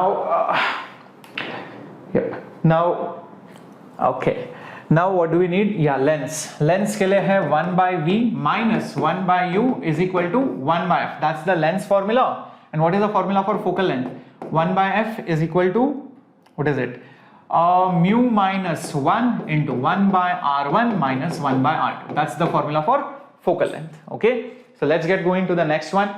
Now, magnification formula. Magnification which is perpendicular to the axis. Very, very important. A lot of people make a mistake over here. What is the formula for magnification along this direction? It's minus V by U. And magnification along the principal axis is minus V square by U square, which is also image velocity by object velocity. And same thing over here in lenses. Magnification in this direction is just V by U. There is no minus sign. Whenever you see a minus sign, there will be no minus sign on the other side. So it works opposite. And the magnification in this direction is V square by U square, which is also image velocity by object velocity. This is one thing. And power formula. So for a concave, focal length is negative, and what do you get? Power should be positive. So power formula is minus 1 by F for mirrors, and power formula is 1 by F for lenses. Now there are many more formulas out here in optics. I would say do one thing for optics, because I want to go to thermodynamics. There is one interesting video which I have made. All you need to do is search for Shreyas Sir 15 minutes. Just search for Shreyas Sir 15 minutes. You will get these two chapters. Complete formulas for center of mass, momentum and collisions, and ray optics. So it will take 30 minutes for you to see two videos. But in these 30 minutes, you will complete these two chapters. Complete formulas revision. So it will be better if you see these two things, because I have done it very nicely, crisply in 15 minutes. Will you do that? Will you do that? Can we go to thermodynamics then? Okay, can we go to thermodynamics then? Okay, everybody with me? Okay, cool. Let's do that. Excellent. Chalo, let's go to thermodynamics. Where is my pen? Let me drink some water.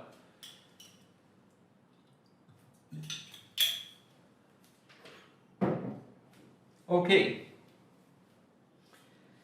Board is not clear. Bacha, just Aisha, do one thing. Just refresh your screen and just select the proper high resolution. Only then you will be able to get it. Okay. So let's get going to thermodynamics now. Now I want to go to this first. So there are 4 types of processes that I want to discuss. First is isothermal. Next, let's say isobaric. Then let's say isochoric. And then let's say adiabatic. Okay. Now, for these processes, remember all these rules. But before that, one simple thing. First law. So first law says Q is delta U plus W. This is in physics. In chemistry, the work is different. Understand? Always work done by the system is considered positive in physics. Okay. For isothermal, obviously temperature is constant, and therefore PV is also constant. For adiabatic, PV raised to gamma is constant, and you can also write PV raised to gamma minus 1 is constant.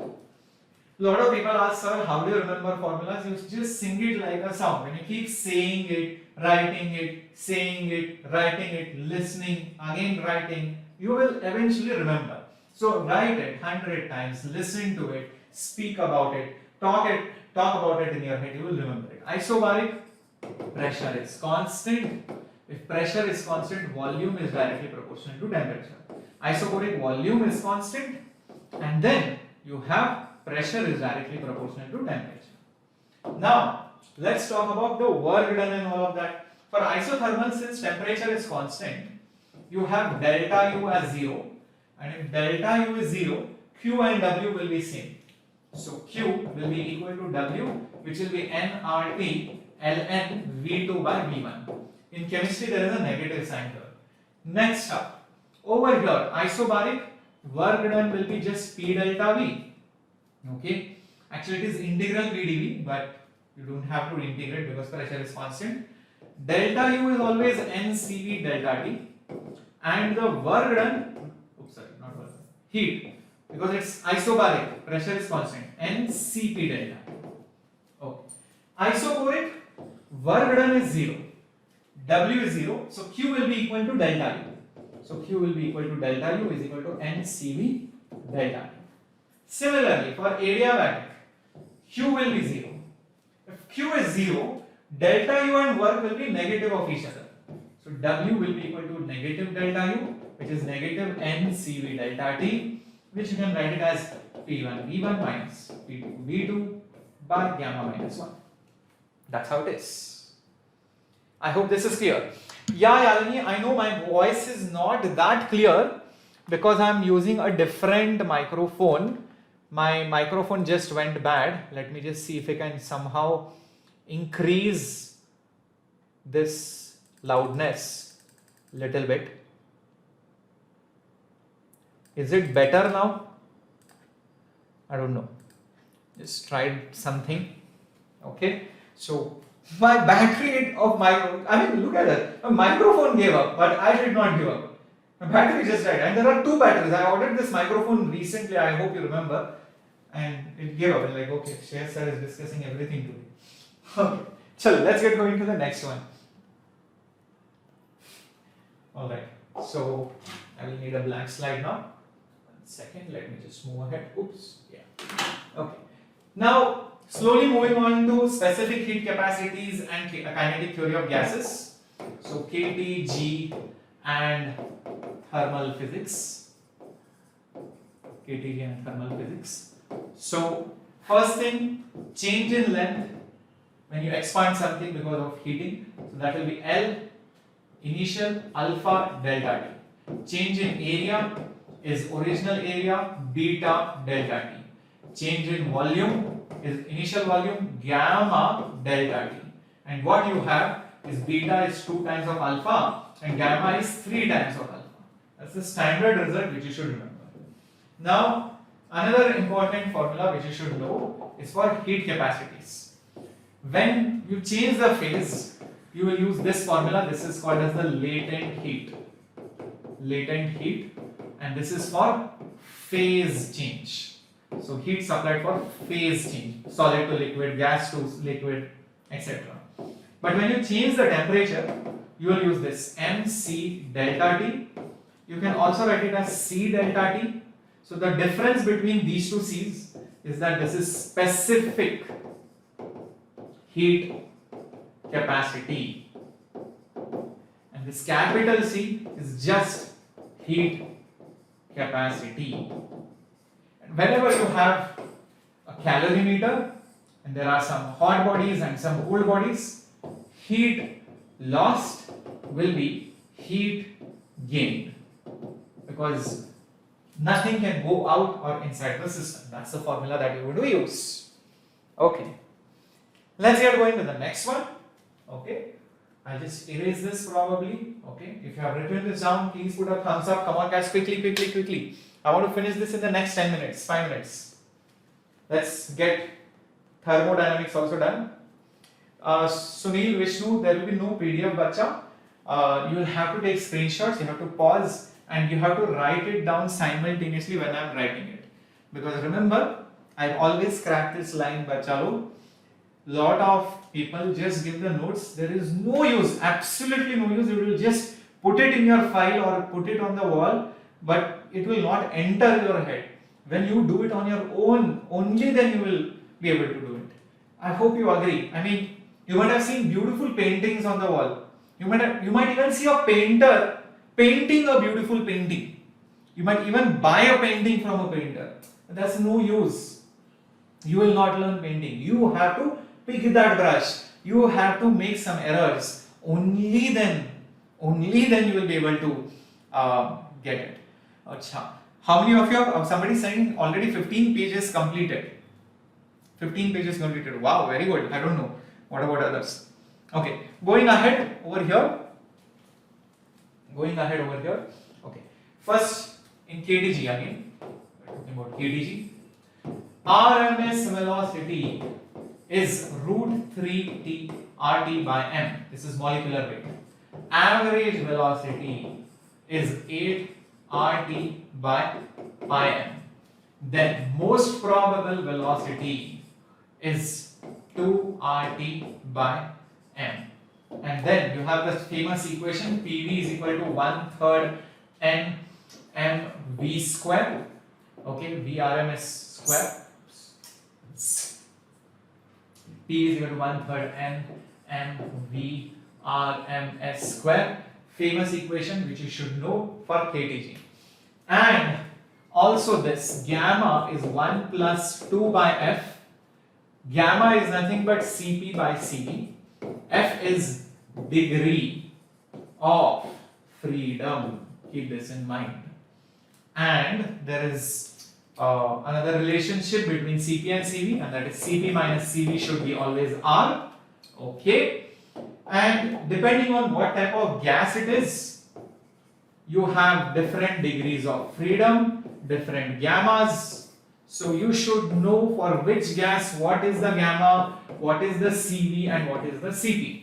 Example, if you take monoatomic gas, the degrees of freedom are 3. What is gamma? Gamma 2 by 3, so it will become 5 by 3. Cv will become 3R, Cp will become 5R. Whatever is there here will come. So whatever is there here will come here. What is there here will go there. Cp minus Cv will be. Okay. So that's what you will get. Oh sorry, what did I do? 3R by 2 and 5R by 2. My bad. I forgot that by 2. Okay.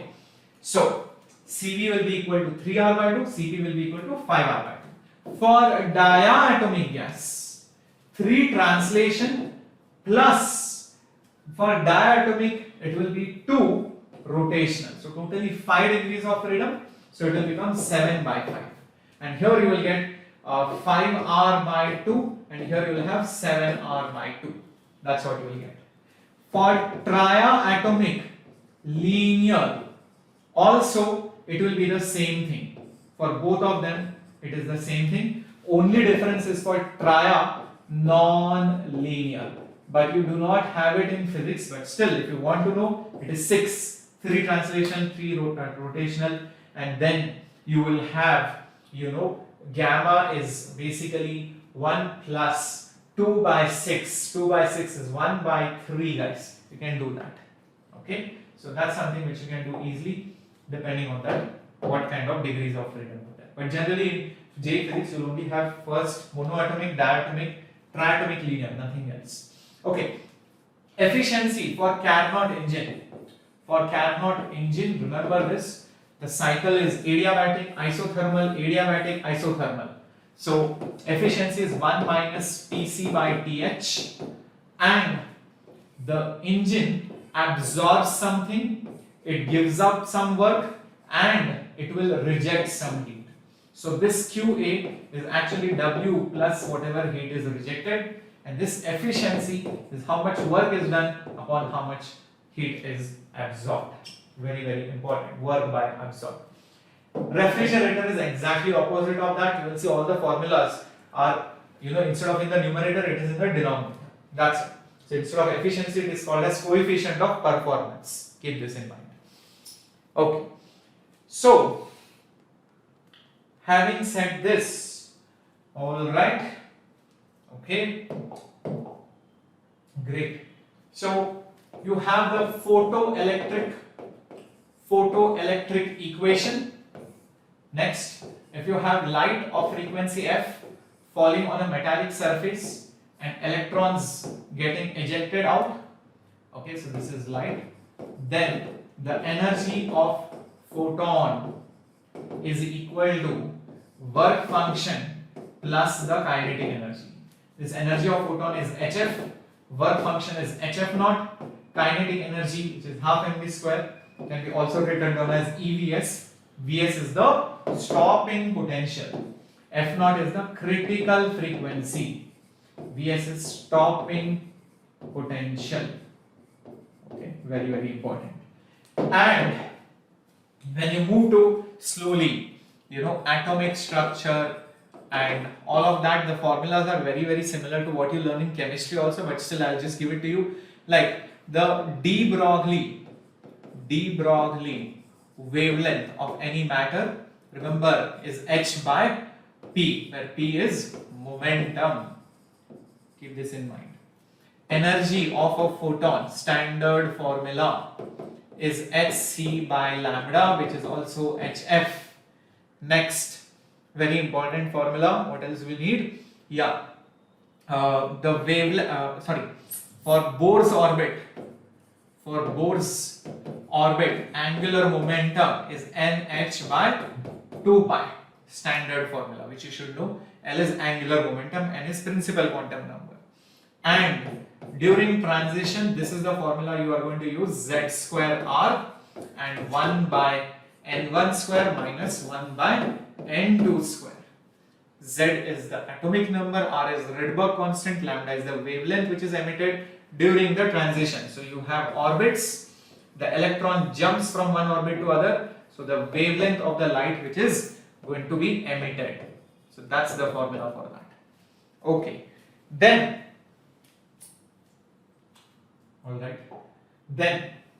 in X-rays, the two main formulas that you are going to probably need, one is in that graph which you have, okay, this lambda minimum, you will need this formula, where electron charge into the voltage by which it is accelerated is the kinetic energy, which is also the energy of the photon which is emitted of X-ray, which is hc by lambda minimum. This is the formula you will need. Keep this in mind. How many of you remember this formula? Let me know. Some of you have forgotten. Okay, chalo. Let's get going to the last formula over here, and that is Moseley's law. Moseley's law. Moseley's law means you are going to need root of frequency. Yes, root of frequency. Do not forget that is equal to A into Z minus B. Standard formula. Moseley's law, where he plotted the graph of root of f and z, and he found out to be a straight line. Standard thing which you should know. Okay, interesting. Yes, so many formulas you are learning, guys. One more, then let's go to nuclear physics. If you have written this down, okay, nuclear physics. Okay, cool. Oh my god, how many of you are there? Alright, chalo, let's get going to nuclear physics.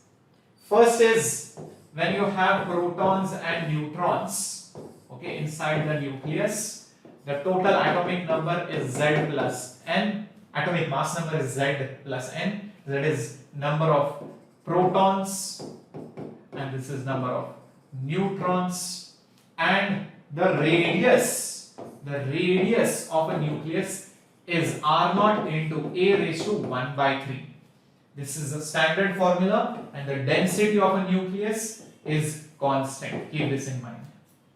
Now, whenever two or more nuclei merge together, okay, when two or more nuclei merge together or two particles merge together and they give one single particle, there is always some mass defect, okay, and you will always have some energy which is released. This is called as the mass defect, the difference of the mass. That energy which will come out will be given by Einstein's famous equation, which is delta m c square, and you can also write it in terms of atomic mass unit, which is 931 multiplied by delta m mega electron volt. You should know this formula, standard formula. Now, when a radioactive material decays, when it decays and you have n amount of material left or nuclei left, this dN by dt, rate of decay, okay, this is also called as activity or rate of decay. So this dN by dt is minus lambda into n. You should know this formula. And when you integrate, you get this n naught e to the power minus lambda t. Standard formula. The number of nuclei present after some time is initial nuclei e raised to minus lambda t. Also, you can write lambda, which is decay constant, is ln2 by t half. You should know this formula. Log of 2 by t half. Very, very important formula. Okay, so these are the main things. T half is the half-life, and you also have the average life formula, which is 1 by lambda. This is average life, this is half-life. Two things are different. Half-life is when the number of nuclei becomes exactly half of the original value. Average life is the average time for which any nuclei stays alive before it becomes decayed. That's it. Okay, that's how it is. Great. Let's get going to the next one. I think most of the formulas are done. There is one important formula which you should know from semiconductors. Semiconductors. Please remember this formula, guys. Number of hole concentration into number of electron concentration is always constant, and it will be equal to number of charge carriers in an intrinsic semiconductor square. Standard formula. Very, very important. Now, this is one formula, and the second formula is the conductivity of a semiconductor is the conductivity of electrons plus conductivity of holes. This is E Ne into mu E plus charge into number of holes per unit volume into mu of holes. If you are wondering what these numbers are, E is nothing but the charge. This N is charge concentration. Charge concentration. And this mu H is nothing but called as the mobility. This is called as the mobility. Yes, mobility. Very important. A lot of questions can come on this formula as well.